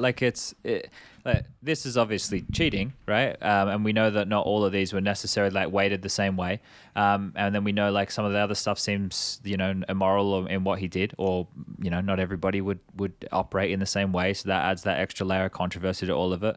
But the same thing, the Steen tweet's obviously a mistake. The thing that these guys did, it was, maybe it had a little bit more premeditation to it, but a mistake in the long run. But Hunden is going to get negative attention, but he's also going to be able to be the analyst. So there you go. I think the negative attention comes with the territory when the situation unfolded as it did. That's just how that exists now, right? You can see it. Fix that. Even that's just even what if it they is. start winning, maybe it lessens, but it's always going to be there, and it always should be. Because maybe he'll save a house of burning children one day on camera or something like that, and then they'll be maybe there'll be a couple of redeeming things. He ends up driving this bus, the driver has a heart attack, and Hunden jumps into the driver's seat, and he ends up driving the bus to safety down this snowy mountain because of all of his time in Denmark on snowy roads, right? And he saves this bus of 80 people or something. There's ways, Jason. Nah, man. Because here's the thing. I mean, the fun aside, he didn't just cheat, did he? That's my biggest problem with this. Is you should always be allowed a second chance, but should you be given one from the as the Counter-Strike esport, we should allow the second chance to be there. But as an organization within esports, why would you offer it? You don't have to. Because they need a win. Yeah. Yeah, that's but why, right? at what cost? That's why we're in this situation in the first place. The motherfucker had to win so bad he cheated. Yeah, and it's all in the NFL, let's say, the Chiefs, very good team. They had a very good running back who got convicted or at least something about domestic violence, right? And the team cut him immediately, even though he was a big part of the team, big part of their offense, of their success. And, a couple of weeks later or whatever, the Cleveland Browns, they signed him off waivers. They don't have a problem with his, the personal thing that he had. It's a great player. They're a team that's struggling.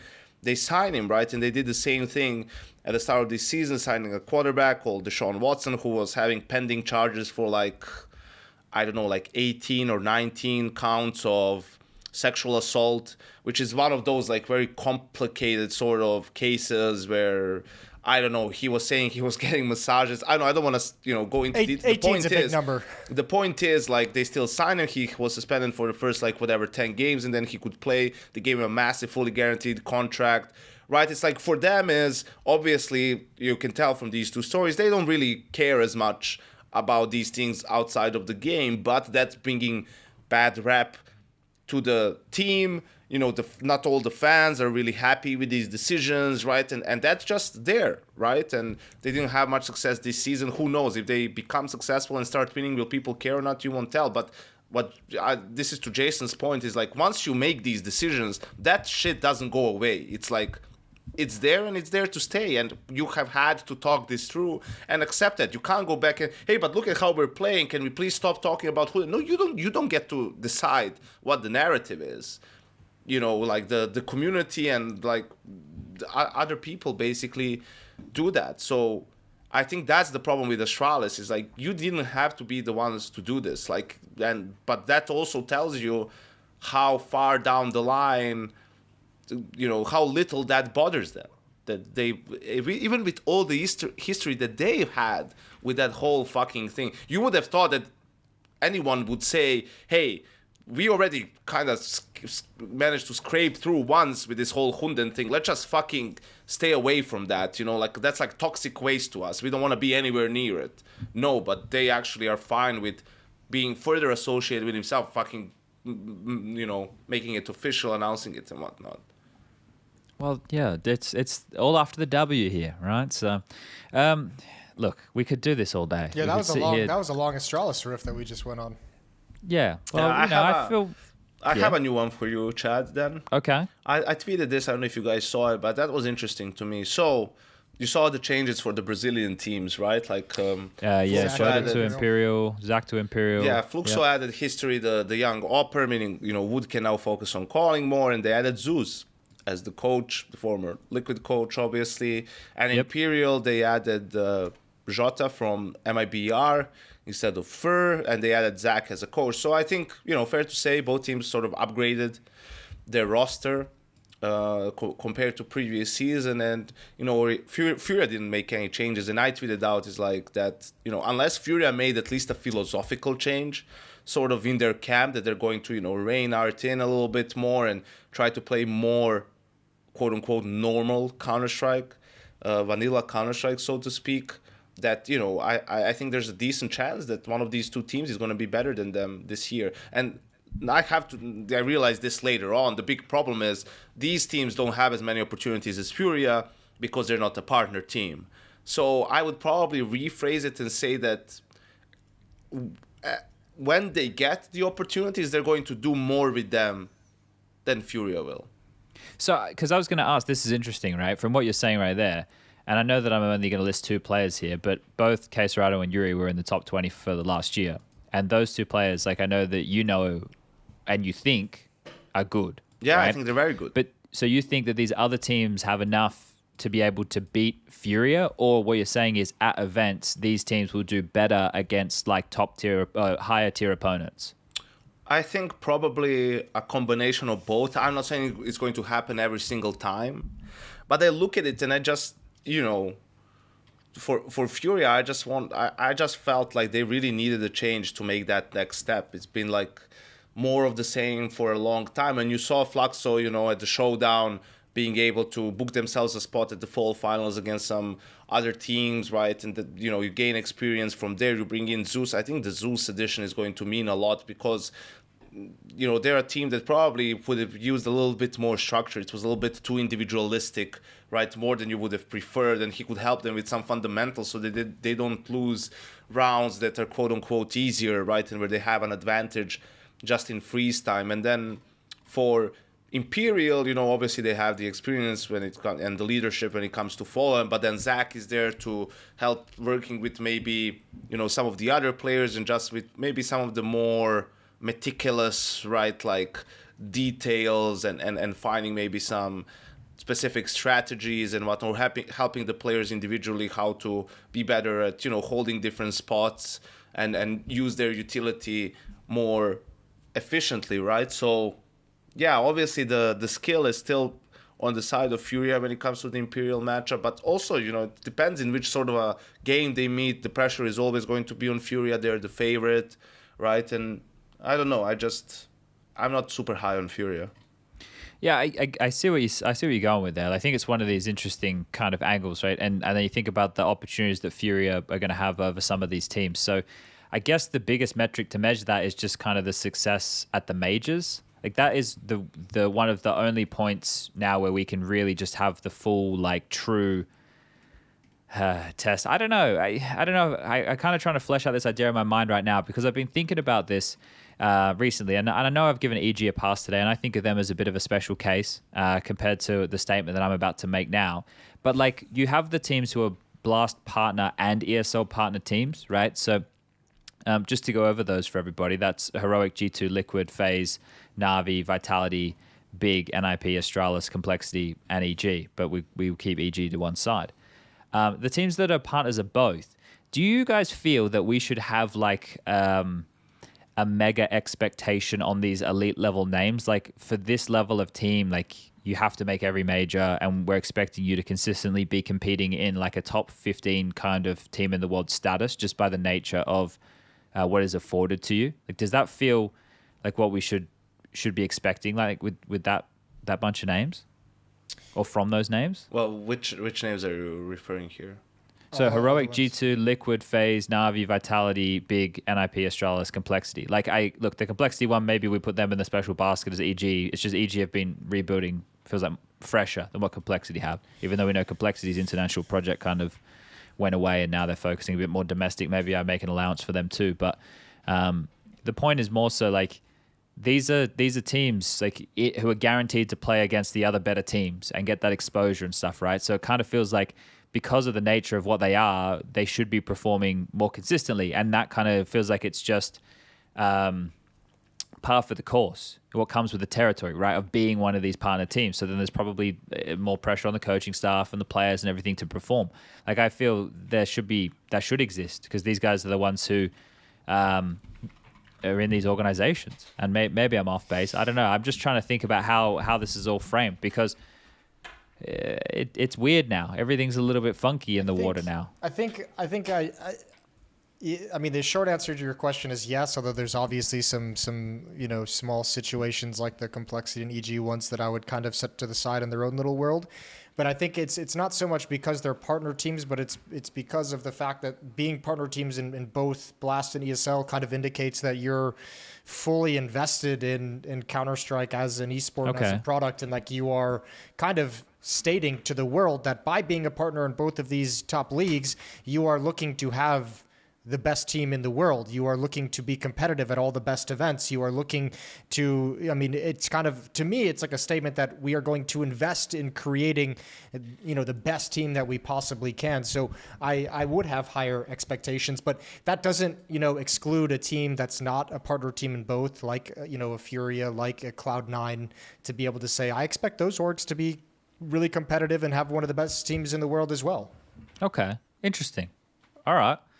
Yeah, I don't know. It's weird because they've made decisions, right? Like, at the end of the day, like, people talk about this and they put the blame on like Blast, or they put the blame on like ESL. But at the end of the day, these organizations agreed that they wanted to do these projects. So they share in the same amount of responsibility for what is happening at the end of the day, right? And I like your angle that you're going with there in terms of, that it indicates they're one of the top teams and that they're fully invested and that they should want to be able to perform to a top level. But then at the end, you boil it down even more than that. They're not all weighted the same anyway in terms of what their investments are. They all have different, amounts of money that they're able to spend, or I don't know how close it is with a lot of them. Some of them could be paying much higher salaries than the others, and that's why they're able to get the players they're looking for.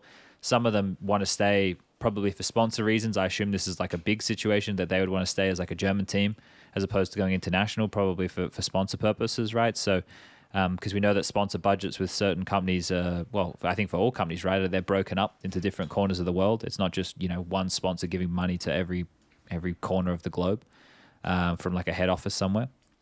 So there's probably a lot of factors that go into all of this, and these are the deeper layers that you have to really marinate in, and not Janko's juices, because his juices were juicier than this, but just his juices have been used up. He's dry. You just have to let them cook a little bit, mate. You just sometimes have to let it sink in, and that's all right. You can let it sink in from time to time. I was trying to see, Janko, you're not doing the fantasy with us, are you? I didn't know. Do you want to do the fantasy? It's a bit of a commitment. It's a year-long We got the commitment. HLTV Fantasy team celebrity, for all the Blast and all the ESL. Well, it's maybe a bit more than that as well. And but the majors. It's whatever the featured events are. Yeah. Why not? I mean, yeah, you put him on the spot like this in public, he can't say no. Well, yeah, he can say I no. feel like I'm probably gonna, miss a couple of, changes and all this stuff. Like, not gonna be probably on the ball. See, this is the thing, Jason. And you know to be how successful, because I feel like the person who's up to date the most is gonna win in the end, because people are gonna miss at different times. Like, I'm gonna keep two players on the roster that are not playing, that they're out in groups, and now we're in the playoffs. You can't even change that. You can't even change them. So it's all decided. It's all decided from the get-go. The thing that's the problem is, though, Janko, is the boosters, and there could be a noticeable difference if you don't use your boosters. So there are factors mid-tournament that could come into play here. That is a factual sentiment within itself. So there is problems with that. But I have had a hard line in the fantasy group. I've had a hard line. Chad's been so hard line that there's 23 people involved in this fantasy group. That's how hard. I don't know if I got the 23. Well, now I don't want to feel left out. I'll get in.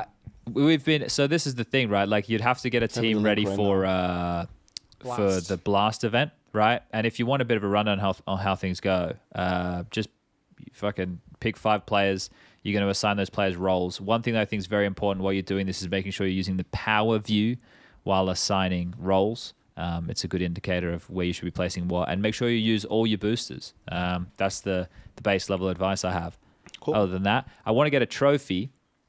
Right? Like just some dilapidated thing from a second-hand store. I want to just roll into a place and see some trophy that's some weird ass fucking. Nah, if I'm coming in, we're gonna find like a proper place. It's gonna be better than the fucking ESL. I want it to be like the league, Janko. Have you ever seen the league, Jason? I reckon Jason's seen I've the seen league. that. I've seen the league like 6 times. It's fucking amazing. Yeah, they've got the weird name for the trophy and shit, right? Like, I want it to. That's the one. I want us to have like something just completely obscure as the trophy that we all worship and try and win here. I want to breed a fantasy culture. Yeah, why not? Could be Let's get it on. That could be the title of a weird porn. Then we can discuss it every podcast and someone can sponsor it. Shout out to FanDuel. If they're even into that shit. I don't even know. Shiva Kamini Soma Kandar Kram. Yeah, see, Jason, you're getting into it. Yeah, we'll sort it out after. We'll get it sorted after. It's just you don't have to. As Jason said, we're not doing all of them. So for right now, the ESL Pro League Conference has kicked off for this coming season, and we spoke about this, I guess, a while ago now when the changes were announced by ESL of what's going to happen with that, and so it's broken up and kind of doing these mini regional tournaments to decide a certain amount of spots. And I think the ones who it sucks for the most is probably Europe, because they have the most and the higher quality amount of teams, but they have the least amount of spots, because the way it looks like what ESL are doing is keeping those positions more regional to try and give more experience to teams to come over and play, which, okay, we can always understand that. But I was kind of hoping that Pro League, like through the way the conference was meant to be designed before, would weed out the weak, and we'd only get the strong to go up against the best we have, either by world ranking or partner team or whatever the metric is that the other top teams are being invited into the group. So I don't know. I think both have the pros and cons. It's great to have a really, really tough event where anybody can get upset. It's also good to give regional representation so that we can try and help grow the scene and the game in different parts of the world and see what other areas have on offer. But yeah, I don't know. It's you're picking your poison there. You can't really have both, can you? No, you can't. I mean, you have to make some tough decisions at different points in this. For sure. They've got who have they got in the European one? So Sprout's playing. Heat have disbanded, so they're not going to play. Forza in here. Hades' new team. 9 that he just joined, an all Polish roster. Endpoint's up in this bitch. Who's on Endpoint these days? So Endpoint still has led by Mighty Max. Nerds. He had a good show when we saw him in Pro League last time, right? He was a pretty good plucky rifler. Surreal's still there. MHL, they brought him in. He's a Polish lad. I think he was on like an academy roster for a while there. I remember seeing him. Yeah, and he was also in some of those more. What's the one with the fucking falcon on it? Was it a falcon? Anyway, the bird, the Polish Ago. Was it Ago's the one? Yeah, I think he was over there, Orphan for a little while, and then this new bloke called Heavy God, Eternal Fire. Madger in, Madger out, Madger shake it all about. He's back in the fucking team. And that now they don't have Woxic. Yep. Yeah. So now their team is Calix. It's like Calix is back, man. Calix is here in the roster right now. Calix, Zentaras, Emo, Madger, and Xfloud. It's like, what is going on, man? It's a revolving door of players over there. I swear to God, they've dropped Major and brought Woxic in, and then dropped Woxic and brought Major in like 2 times each in like the past Calix year. has been in and out a bunch. Xfloud's been off and on the bench. Like, it's so weird, man. I guess it's classic regional Counter-Strike, right? Like, well, I can't imagine there's any kind of like deep player base for them to pick from. They probably aren't really in the mood at this stage in their careers to like spend time training other players up, and obviously there's a huge personal barrier between Major and Woxic. So then what are you gonna fucking do? Yeah. And Woxic's a free agent now, right? So we'll see how he. I don't think anyone's picking him up. No, well, not at the moment, right? This is the thing. Like they've missed the window. They've all been released too late or free agent too late, so they probably miss another cycle. And then if they don't get picked up in the next cycle, you have to start working on your own project. And if you don't find success with that, then it's fucked.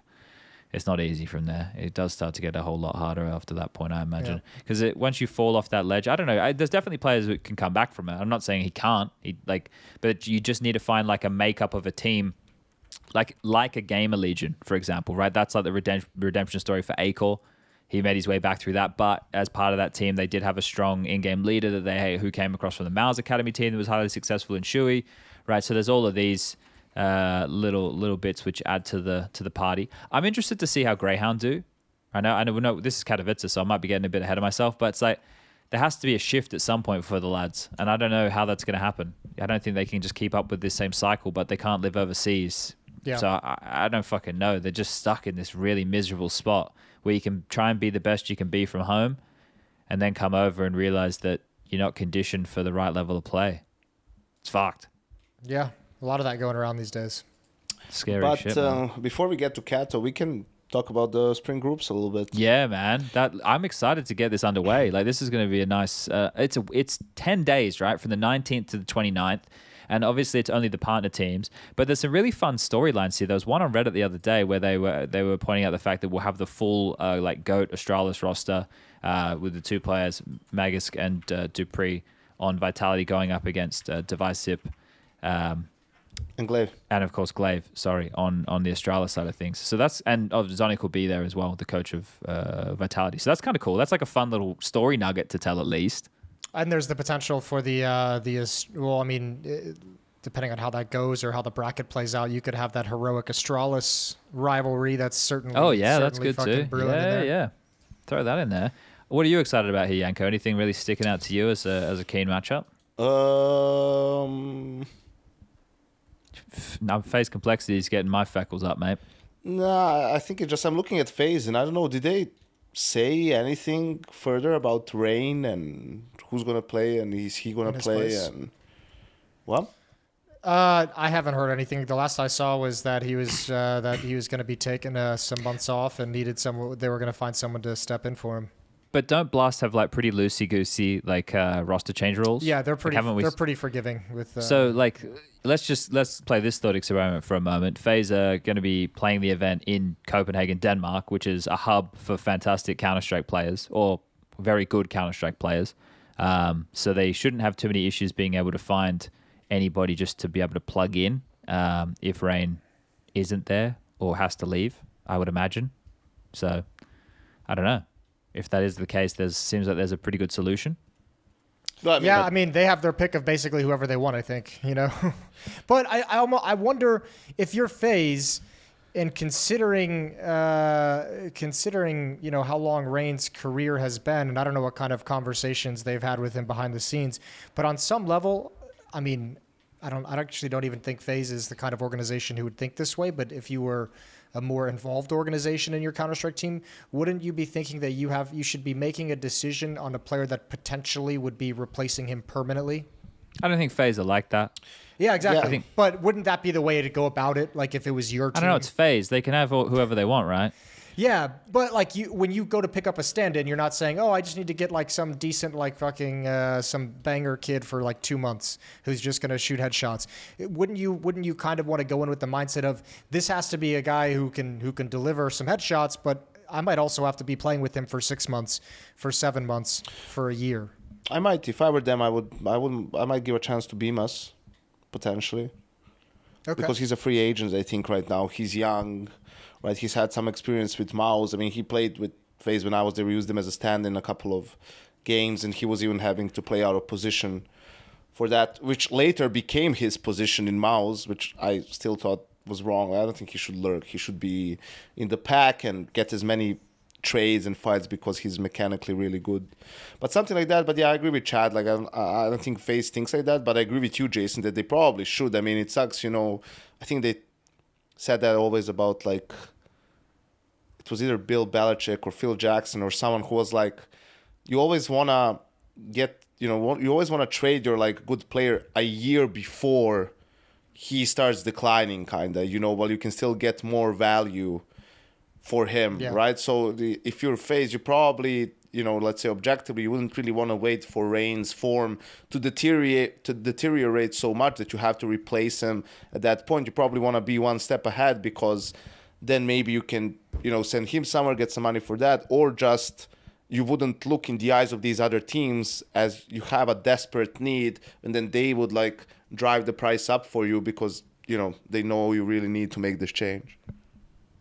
Interesting. Yeah, I don't know. Like I said, I don't know. Just look at FaZe. It doesn't look like their play, but I can understand that rationale for sure. And And I guess that comes. Wow, I don't know what level of the team that kind of decision would be coming from, though, right? Like, FaZe don't feel like they have as rigid of a structure as what, like, say, an NIP or an Astralis do. Yeah, for that matter, right? and also I think Rain can still play on a high level. He's had his best year in a long time last year, so I still think there's something left in the tank there, and you also can't ignore the intangibles he has. He was 13th in the world, I think. Yeah, 13th. Yeah, and just the sort of a teammate he is, and just a guy to have on your team, right? In the relationship he has with Carrigan, obviously, and Robin, who've been together for a long time, right? So all of that takes into account. We can almost go full circle to when we were talking about Robin as the coach and the environment in FaZe, right? Like, even if you bring a player who's more skilled, but that, let's say, maybe ruins the atmosphere a little bit. Probably across the board, you're going to be worse off, right? And obviously, that's something you want to avoid. Was he the oldest player in the top 20, you think? Because he's 28. I wonder who the oldest to be in the top 20 ever is. Well, probably gotta be someone one like of the Polish Forrest. guys. Yeah, Forrest or Pasha, maybe. How old was Pasha when he was in the? I think he was top one of the pops? younger ones. It probably would have been like the year Neo was in it, I would imagine. Yeah, that's interesting. Maybe someone can do the homework for us because I'm not fucking flipping. Yeah, through all that. I'm not in the mood for that. Send some stat man out Group there after A. it. Do you want to predict it, and we could see what type of because we don't know. Like, this is the cool thing that we can do at this part of the year, because right now we're using what our gut tells us about some of the roster changes, as well as how we think these teams have gotten back into shape in the new year, right? And you can even bring in the fact that maybe you think Rain might not be playing, right? To influence how you want to go for these things. So they also and then what we changed the can build format. is the and we format's can talk about the format, right, in terms of the way they're doing the lower bracket now. So that we could even like simulate how this like last chance single elimination knockout stage, I think they're calling it, bracket looks. Like Like, I think Group A, I think Heroic makes it out in first place, and I think Astralis does the lower, or not Astralis, Vitality does the lower bracket to make it out second. Okay, but do you think Astralis are going to be EG?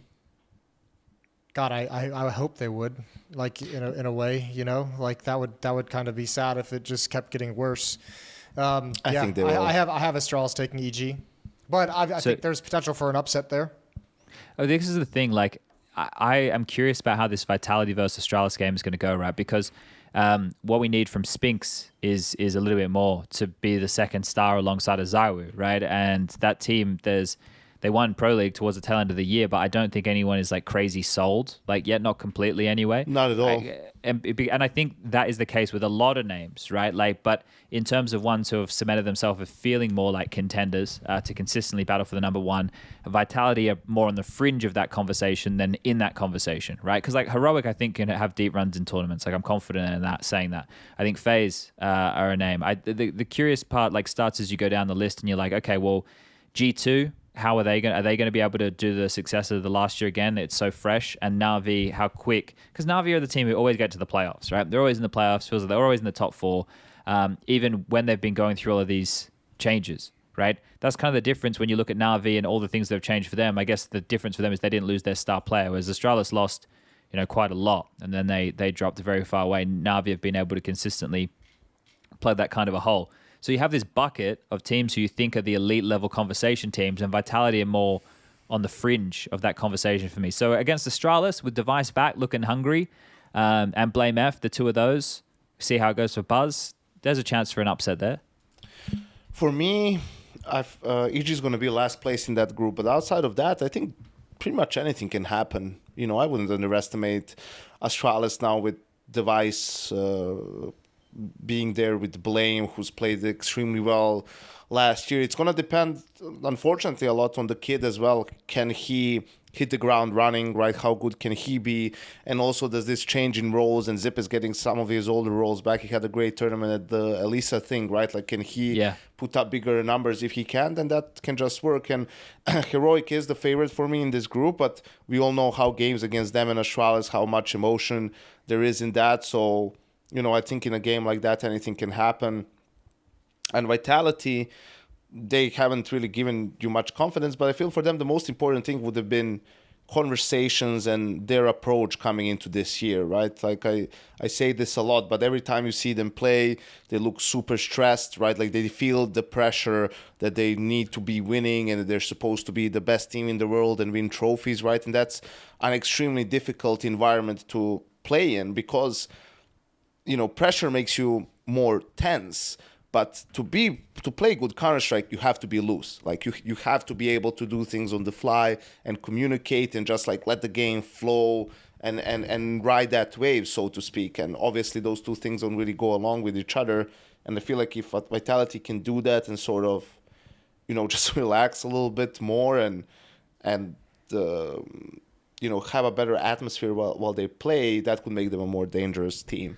How crazy, like, imagine now, like, let's just say, and I'm getting ahead of myself here, so you're going to have to come on a bit of a hop, skip, and a jump with me, talking about Astralis now. But imagine if Astralis is back into, like, I'm not saying, like, they're just going to win tournament form, but let's say they're back in good form and they're playing some, like, inspired Counter-Strike. It's like, okay, yeah, cool, these guys can compete now. Like, we're seeing good stuff from the players we expect that we just went over. Imagine, like, getting Device back in good form when we have, like, Orpus, like, Simple, Zywoo, Shiro running around. I would love it. You got Brokey, right? You throw a Device in the conversation. Like, we have so many. It's like the attitude era of Orpus, you know. There's feels like there's a lot of quality out there if Device is back to his old tricks in a way. Because we're not short of Orpus, lads. We've got some fucking class out there as Orpus are going. You can really have a good conversation about that. And if Device is back, you know, the return of the Prince. Like, imagine if he has a couple, like they're competitive and he's pushing again. We get the MVP medal conversation back on. Maybe he wins a couple. Who knows? I'm living in a fantasy world right now. No, I don't think it's a fantasy. I think it's a probability, not a possibility. The Device is going to be very good, very fast. I don't think, you know, you don't forget to play Counter-Strike. You can talk about mechanics, but I don't think really he's been playing for a while now, maybe not officials and whatnot, and the few games that he's played, he's had good performances, right? And I think that's going to help his confidence too. So yeah, I don't think I think they're going to get a lot of him from the get-go. So that'll be fun to watch. Okay, so we're going with something like would you think Heroic are going to top the group here, Janko? Like, do you think they're going to carry through the strength of the latter half of the year? Yeah, I think so, because I think they make the fewest mistakes out of these teams, right? Like Astralis and especially Vitality can obviously beat them, but there's still, you know, whether it's miscommunication or this or that, and they leave more cracks in their game. And I feel like Heroic is more solid, right? Like they're more on point. Like their team play is a bit higher than these other two teams. Feels like they have a higher tempo over there as well, right? They always come in. Never really feels like Heroic don't come in like fucking jacked, right? Like Cadian always seems like, and I guess like Casper and all the gang over there helping them get ready for matches, but they always seem like they're coming into matches like frothing at the mouth, juiced at the gills, ready just to fucking unleash the fury, right? And maybe it is just Cadian yelling, but then they get into a game, Tessus gets going, Stoun's fucking giving it the come on with the fist. You know, Yabi doesn't mind a bit of a yell. Like, they always come in at a pretty good intensity, which is, I guess, a cool culture that Heroic have built over there. So, yeah, I think that sounds pretty good for Group A. Let's take a little bit of a look at Group B. That's B, for those of you who are playing at home.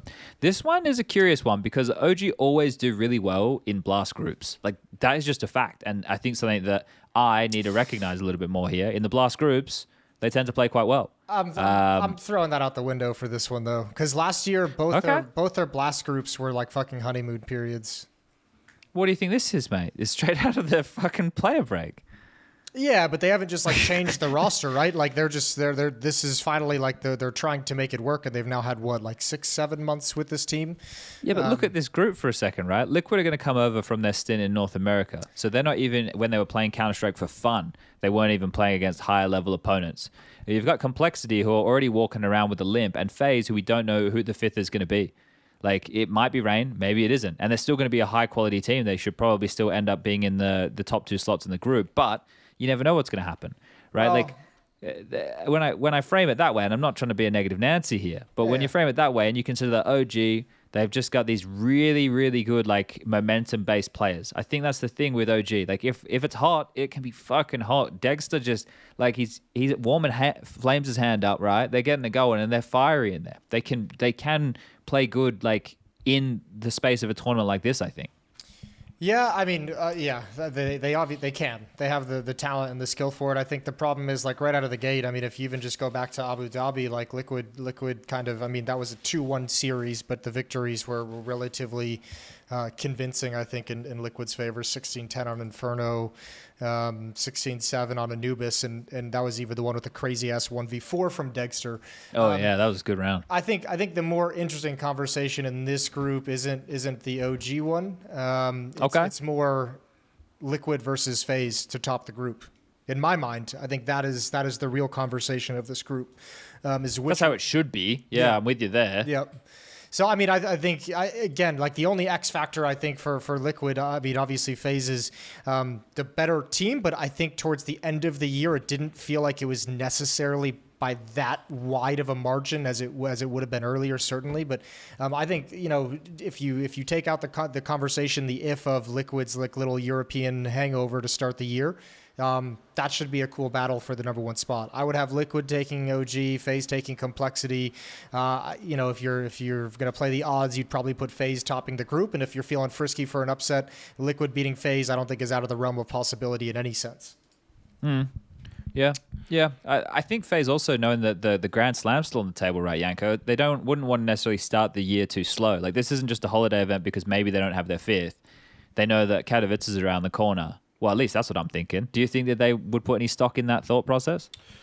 Maybe a little bit, like somewhere in the back. In general, it's just like, hey, the season is starting again. Like, let's hit the ground running, right? Like, you have a boot camp, I would assume, before this, right, to get everyone back in shape. And you could hear also, I think FaZe maybe even made a mental note or said to the players, hey, try at least to play individually even during the break if you're not if you're at home already, right, where it's just an hour or something, because you could hear from them a lot during the second part of the year.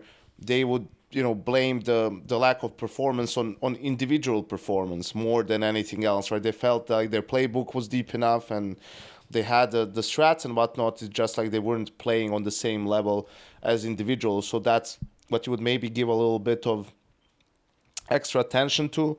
But for me, yeah, OG is just so difficult to still put them somewhere. So I don't know. I think Liquid has proven themselves enough where you're thinking like, you know, they should have that one in the bag, and then it's down to FaZe and Liquid to see who gets top part of the group, which is I still hate this format where there's an upper final and then you win that and then you still have to win one more game. So let's say FaZe beats Complexity, Liquid beats OG, FaZe beats Liquid, and then there's still one more game where Liquid would play the winner of Complexity OG, and let's say Liquid wins that game, and then they play FaZe again, and if Liquid wins the second time they meet, then Liquid is number one seed in the group, and they go straight to the spring finals, and FaZe has to go to that last bracket sort of and play one more best of three to qualify. Like that's. There's an easy way to fix this though. Why don't they just shuffle like every single like Constellation final?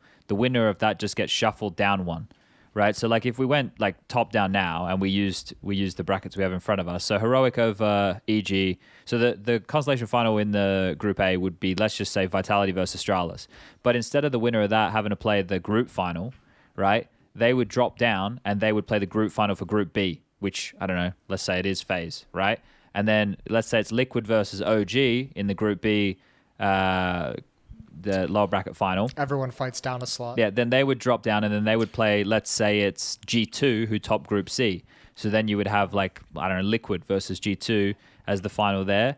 And then the team from Group C, well, then they would go all the way back to the top. Yeah, and let's say that was Na'Vi. What the fuck is that? What's all this shuffling around? Why are we trying to reinvent the wheel? Here's a crazy idea for you, Chad. What if the fucking team that's last in their group doesn't get another chance? But why does the fourth we've come team, to terms with it, Janko? Well, why can we come to terms with it? Because why we know are we why giving they're running chance events to people like this. who are last? You were last in your group. You lost 2 best of 3s. Fuck off. You're going to the showdown. That's it. That way, the team that wins the upper final gets the first place, and then I you love just this play, shit. and then Go you off, maybe baby. shuffle. Maybe you shuffle the last part where you don't play. The number 2 doesn't play the number 3 again. Maybe you play a number 3 from different group. But fuck that as well, because what if the number 3 in your group is fucking evil geniuses, and number 3 in the other group is Navi? Why do you get that's a shit deal for you if you're Team Liquid, let's say, or whoever the fuck it is. Yeah, but you've EG's taken group. too many steps, Janko, right? So I'm trying to play within the rules of what they've provided. They've obviously gone, okay, we want to play all these matches. We want to have this many minutes sold. We want this many fucking listen, eyeballs. Chad, I'm sure there's something in the fucking Constitution of the United States where it's like, if this law is against the will of the people, then it's the duty of the people to change this law. But this is Denmark, Janko. It's not America. America is everywhere. Everywhere. America is everywhere. The world Chad. is America. The world Bloody is America. socialist, Janko. I'm telling you. Fucking hell, yeah. You think We already seen that their flag is red as well. you think Janko's going nuts here on Blast? Wait till we get to Pro League. Oh, Yeah, but it's essentially the same format. It's essentially the same format, Jason. that's what makes it horrible. It's just with 2-3 times more teams. It's just essentially the same, and the caliber of the matches won't all be as good. So This is all just in case FaZe loses both games. Let's still make sure they have a chance to make the spring finals right here. Because if we have to have them in the showdown, God help us all. Actually, it's not FaZe. It's like Heroic and Astralis. But right? I've It's like had, the I've had Danish this chat teams. until the cows come home, man. It's like I've just accepted. I've just Well, accepted. that's your this. problem, Chad. But I if they don't want to run accept their this. if they want to run the circus like this, if the teams are happy with this or whatever, right, and the viewer is happy to watch this, that's the thing. If the viewer is happy to watch this, But then the viewers already told us they're not happy. I mean, well, some of them are and some of them aren't. That's the thing. It's not a consensus. and the players are happy that they get to play even if they're last. But they're also unhappy because what date is it on Thursday? It's the 18th, right? So so they have to come in 2 days early. So they're coming in. I think they're coming in. Like I Today. saw Simple was already there, I think. Yeah. Well, I know G2 is leaving there on Wednesday. So, you Okay. have to come in 2 days. But let's say for teams in Group A, they have to stay there, right? Like until everything is done because they have to play. Don't they all play at the same time though? No, No, like Group there's A no goes first, then B, then C, and then there's this bracket in the end. So let's say if Oh, well, that's kinda if crazy you lose then, both okay. your games, right? Jesus. You play on Thursday, and then you play. This is the problem. The opening games, right, are Thursday, Friday, Saturday for all 3 groups. So you only play your opening game, and then you wait. So Group A, your first games are on Thursday. The next game, whether you win or lose, are on Saturday. So first you have that, right? You have a day off in between. But then even if you lose, let's say you lose the lower bracket game on Saturday. Saturday is the 21st. Then you have to wait until the 27th to play again. But isn't this the thing? Like, isn't this is the Or point I the was trying to get at 28th, before? depending on, right? So that's a week where you kind of have to be there, I This don't know. is just expected of them, though, right? Your team has agreed to be a partner of this tournament organizer, and this is what your team and the tournament organizer has decided what they're going to do with 2 weeks of how they're going to use you. That's just it. Like, Yeah, I don't but know, man. I'm I just have a hard telling you time that the fucking with players that. are not I happy have with no this. sympathy. And I initially, have when no they signed in to be sympathy. partner teams, the format was different. So, But that's the thing, though. Like, they don't have control of that anymore. That's not in their hands anymore. Also, that's just the way it is. teams would have a say in the change of format and scheduling if they didn't pick up on that and catch it in the conversations. Like Blast would have warned them ahead of time, surely. oh, do you really think that's Yeah, impossible? well, I 100% believe Blast brought it to them and showed them the idea. I 100% And also no I think one they have to raised take them. it I also to them. 100% They have to take believe it to them a month before. They have to that- take that before a month before they have to show them what they're doing. I believe. I certainly believe that not all teams looked into it close enough to fully realize the implication of the schedule changes, but certainly they will know after this. But also, again, I've got no the same with the player break because thing. this is what NA teams have had to do for a while. So I don't have any sympathy that European players have to sit in an event for 4 days and do absolutely nothing. Like I just don't care. I don't care. It's just Yeah, where they're fuck at, European like, teams. Group Exactly. C, G2 Big, Navi, NIP. Let's see how G2 fucks this one up, shall we? Well, this is the thing, right? Like, I don't know. This is actually a pretty good group, and It's there's an some easy fun group. stories here. Head trick against Modesty over there with the Navi NIP game, and we also have MPO Modesty, who's Head going to Trick, be and playing. Simple all in one group. Yeah, that's and Searson. Land Searson. Yeah, look, Searson actually, towards I'm not the tail end joking. of the year. He Yeah, figured it out on Land. I think this is the most exciting group out of all of them, actually. Also, I'm because really excited Big's to track see. record against Navi is good, or maybe I'm thinking FaZe. I think Big has a good track record at Blast events as well. This would be a really fun group.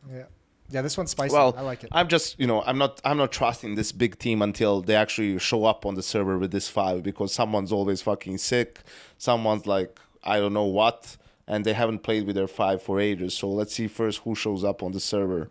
But yeah, I would have liked this to just be for G2 to have a good start to the year, ride that momentum from the World Finals. I know they've been boot camping, so you're being hopeful about it. I still think they need the coach.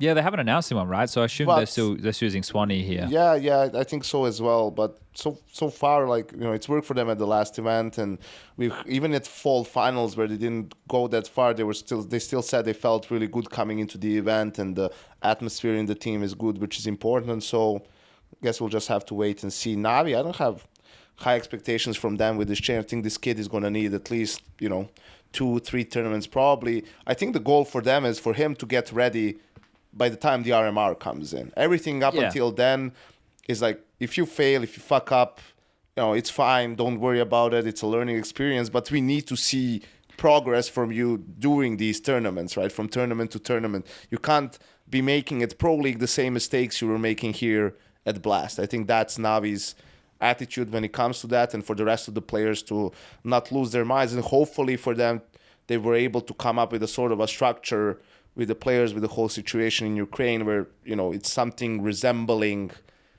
well, I don't even want to say normal because that's impossible, but you get where I'm going with this, right? Something where they can return to and focus on Counter-Strike properly. And NIP, wait, Rez is not topping anymore? Yeah, they got head trick, right? So what? I thought he was. I thought he was a fever dream to you? I thought he was like the next big opera, like the next big thing. This was the brilliant move that no one expected, that they knew all along that he liked to op. Why? Well, what did they make? Why did they make this change, guys? I think he's been to the Chandler Bing School of Sarcasm, and he's been studying here as Janko. Look, man, I think we all knew at the time, right? But they just got to sell it. They have to sell it, man. They're out the front, they put it on, they put the outfit on, and they're dancing. They're putting on a song and a dance, and they're putting on this show.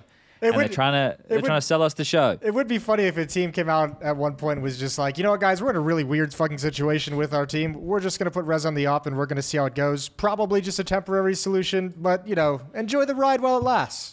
But I'm sure probably what one of these situations happened was, and right, this is another thing, because you're dealing with players, right? And I'm not trying to.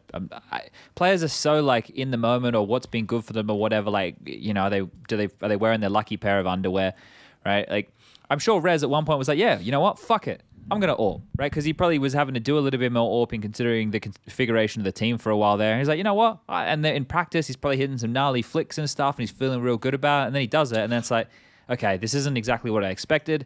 I can be more beneficial for the team as a rifler and maybe do some secondary AWPing. And it's like, okay, well, yeah, fuck it. We do need to get an actual AWPer in here, right? I mean, historically, Chad, the best things happen in your team when players do say, fuck it, I'm going to do this, and you just let it happen. So I honestly, my nothing but good things come from that. Fuck it, I'll just do this just because I feel it. I'm feeling it. I said this on the last episode. I think this was just like an extension of like S-Tag getting just kind of pushed to the side out of this team. I think that's more what this was than Rez waking up and say, you know what, I'm really feeling the op right now. I think this was just had to have been people / players / some element of the team losing faith or not wanting to play with S-Tag, and this was just kind of the final dagger before they were able to get rid of him, I think. Yeah, he's poor guy. Because we were talking about him being the jack of all trades and doing everything for the team and always chopping and changing to facilitate some of the more star players or give so much room. But yeah, I don't know what to expect from Headtrick, right? He does have great stats in the academy, but I'm always very wary about that. And then I'm wary about it, and then the academy kids come in and they're like, oh, okay, they're pretty good after a little bit of time. Like that's obviously not the case for all of them. That's some broad strokes. But for somebody like Monacy to come in and be as highly ranked as he was, I'm obviously using the cream of the crop there. But hey, let's see what happens with it, shall we? I'm not expecting it to just be fucking mental, especially in this group, right? Like, he has a hard time with the AWPers on the other side of the server here. I know it's not always head-to-head duels. I'm just talking about the overall impact of their match. But this group is really hard to call, and for a lot of the reasons you just outlined there, this one's very murky. I'm praying that G2 comes out and wins this group. For some reason, my gut's telling me it's going to be fucking NIP.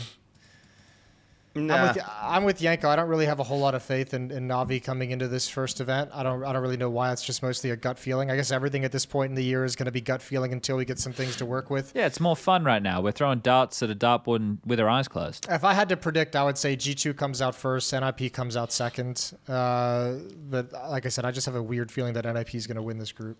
I think it's going to be G2 Na'Vi still. I think NIP, the problem is with the kid, some pressure and, inexperience on that Important level. role. Also having to talk in English. Like, he stood in for Na'Vi in the fall groups, but, that was Na'Vi, could speak in Russian. My only problem is, like, with Na'Vi is, like, down the stretch of last year, and especially at Abu Dhabi, like, if Homeboy Perfecto wasn't such a stud to close out the year, I think they would have been in a ton of problems. Yeah, but so if he starts out slow and now you still have Electronic as in-game leading, so you don't get his individual prowess, I just all of a sudden look at this Na'Vi team and I'm wondering, where's the firepower? Which is a weird thing to say about Na'Vi.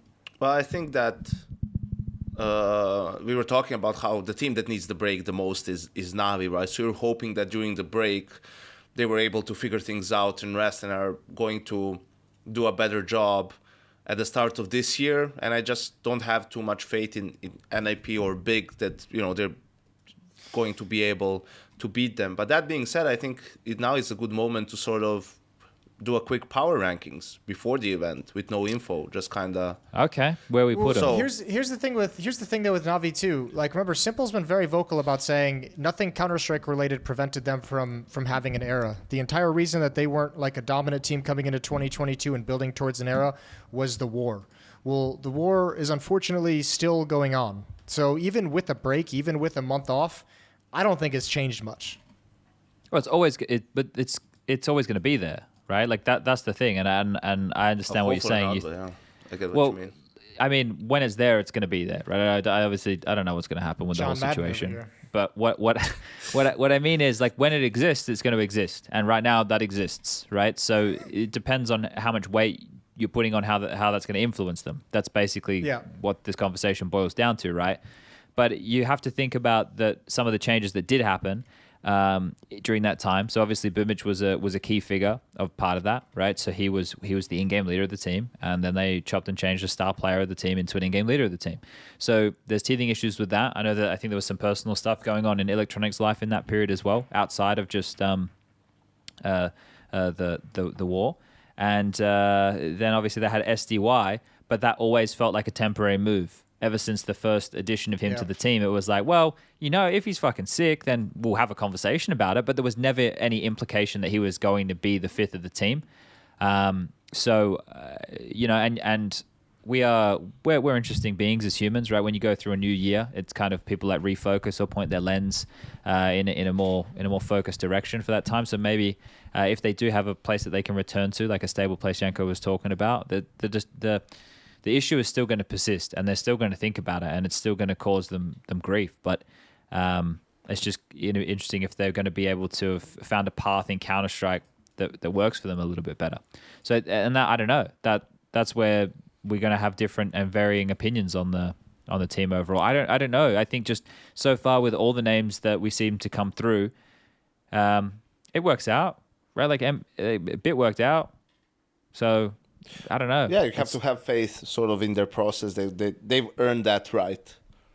So I'll give the kid the first couple of events, and this is a really nice, like, there's pressure on them to perform, but it's not an event where, like, as we've mentioned, there's so many chances with the best of threes available to them that he will get plenty of time to show his worth. He's not just going and playing like a double in bracket, and let's say they lose the first series against NIP, against a team they don't really know what to expect, and then let's say G2 gets upset as well. It's like, oh shit, G2 Na'Vi, that's a really harsh game. Like, and they could just lose, and he could feel the pressure of that. They'll get another chance, right? So there's an opportunity for him to show a little bit more. But you want to do power rankings, Janko? Yeah. Who are you putting at number one? I can kick it off.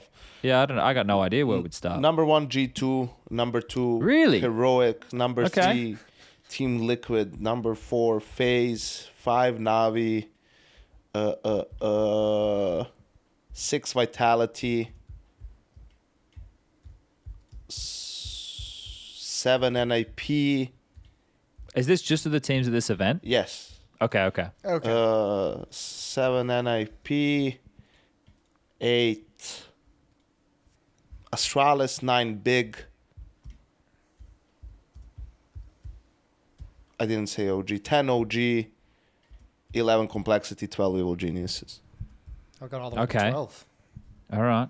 Well, that is all of them. The only one here that I'm missing out, because I wrote down the list. What do we have? G2, Heroic. Liquid. Liquid was your number 3. Yeah. Okay. So repeating that for everyone at home just quickly. That was G2, Heroic, Liquid, FaZe, Na'Vi, Vitality, NIP, Astralis, Big, OG, Complexity, and EG. And that's the power ranking of Janko for the Blast Premier Spring groups. Okay. Yeah, I think like EG, unfortunately, like everything they do, they're proving, so they have to start at the bottom. But I think that in my mind, they're probably pretty close with Complexity. Yeah. So that right there at the bottom, I can definitely agree on that. Big and OG is also, I could go either way. Maybe I could even put OG over Astralis, but I'm really putting like on the device, then the device blame, that whole thing. Yeah, because for me, it's kind of like broken up into segments here. Like in terms of if I had hard, like 1 to 12, it gets pretty difficult. But like the bottom 2, I'd put in any particular order of Cole EG. Then I would probably like break off like a subgroup. In a way, I'd probably have like NIP, Astralis, Big, and OG like as the next kind of group in any particular order. Like those guys, similar conversation I could have for all of them. Then I would have like Vitality just kind of stranded on their own, and then I would have G2, Heroic, Liquid, FaZe, Na'Vi as like as a strong front pack. That's kind of how I would segment it. It's still a very similar order to where you got there, Janko, but I don't know how hard I would be putting like the labels of 1 and 2 and everything. Like I'm a little bit more fence-city than you right now. Yeah, sure. It's an all right fence. That is an all right fence. It's wood. It's sturdy. Needs a little paint job, but so far. It's a WD-40. She creaks a bit. Make it work. Let's see. I'd probably go Heroic, FaZe. G2. Heroic could be your number 1. Yeah, Heroic number 1. Okay. FaZe number 2. G2 number 3. Liquid number 4. Na'Vi number 5. Vitality. Nope. NIP 6. Ooh. Vitality 7. OG. No, probably Astralis 8, and then OG, and then Big, and then Complexity, and then Evil Geniuses. Something along those lines. Okay, so pretty damn similar. Yeah. Yeah, and this is the thing. We do get to be a little bit broader with how we look at these things now because we don't know what form these teams are necessarily going to come into. Like you said, Janko, G2 have been boot camping for a little bit. I think FaZe are only really getting started like kind of after the award show type thing. I don't know. Maybe they're playing a little bit before. You'd hope so. Yeah, I don't know who's. Fucking hell. That's only like 3 days, I'm sure. Yeah. So what, they're going to practice for 5 days before the tournament? Yeah, that's plenty of time, right? Back in shape. No, I think Twist had a lot of hours, right? So I'm sure that probably always has a lot of hours. He's just lifting weights and playing Counter-Strike. He's fucking getting it done. Yeah, I don't know. I have such a hard time putting my finger because for everybody it means something a little bit different as well. And you just really your job is just to get there to kind of get a spot in the arena and make sure that you're playing decent enough Counter-Strike to do that and be warmed up and ready for Katowice, right? Because for different teams at Katowice, there's stuff on the line. Like FaZe have the Grand Slam, for example. A lot of teams who want to return to lifting trophies and stuff on stages. We're going to have more names over there outside. I guess Astralis have a lot here, right? Like Astralis are putting a lot of their eggs in this basket of performing well because they're not in Kato. So this will mean a little bit more for them to start the year hot. They won't get the same level of opportunity by the virtue of their own poor results. But that's just the way the cookie crumbles sometimes. There's lots of fun stuff here. Lots of good stuff here. Well, we've been going. Yeah, this is a little over. It's 2 hours and 20 minutes now. Yeah, I was going to say, do we want to close it down? Like, it's been a good app. I feel we've been strong throughout. I don't know if we have anything. Like, we could do some more comedy stuff. I like the stuff we did early. The plane stuff, that was really good. I think we're doing a bit of a throwback to 90s comedians. Yeah, that was good. So I think we smashed that. That was some good shit. And it's just like kind of modernized. We've modernized it all. Yeah, we've taken Seinfeld and we've brought him to the new decade. Some people were asking. Some people really liked the molding without bolding episode. I don't know what's wrong with those people, but some people did really like that episode, and they were wondering if we could do more shows that aren't just necessarily Counter-Strike focused. Probably a bunch of fucking baldies. Well, yeah, maybe not. Maybe they're just, a couple of human beings out there, Jason, who like listening to us talk about things that aren't Counter-Strike. All right, let's not throw people into any buckets here, shall we? All right. But we could we do talk for portions of the show when we're not necessarily talking. Most of the things will have something to do with Counter-Strike because that's what a lot of us tend to do. So there'll definitely still be something in the chit chat about all of that. We can always throw like a one-off special here and there if there's like a situation that we feel strongly enough about. Yeah, I was trying to think what could be a fun topic. So maybe we could get we could just get suggestions about what kind of Counter-Strike stuff you want to hear about. People can either use Twitter because we've got the @TalkandCounter Twitter, as well as the YouTube comments, and they can even do comments on Spotify now, which I've been actually paying a little bit more attention to, and I've started to pin a couple. I've learned that I can pin things, so some people are commenting on Spotify, and then it shows up through the back end of where our stats are on Anchor FM, and I can pin some of those comments. People really seem to like the Richard episode we did. They said that one was a lot of fun to listen to. So it's hard not to like Richard. Yeah, it was a good fun. So I don't know if you got any suggestions, you want to whack them in the comments of any of those, feel free. We'll do an episode next week, probably during Blast, and then maybe something before Katowice, and then probably some stuff in person in Katowice. But that's what the next couple of weeks have on offer. I don't know. Is there anything else really going on? Are we done? I think that's a GG. I think it's all good. The holidays are over, so now we can go back to keeping it more condensed. Okay. Yeah. We'll get one out every week. Cool. All right, everybody. Thanks for listening. See Bye. ya.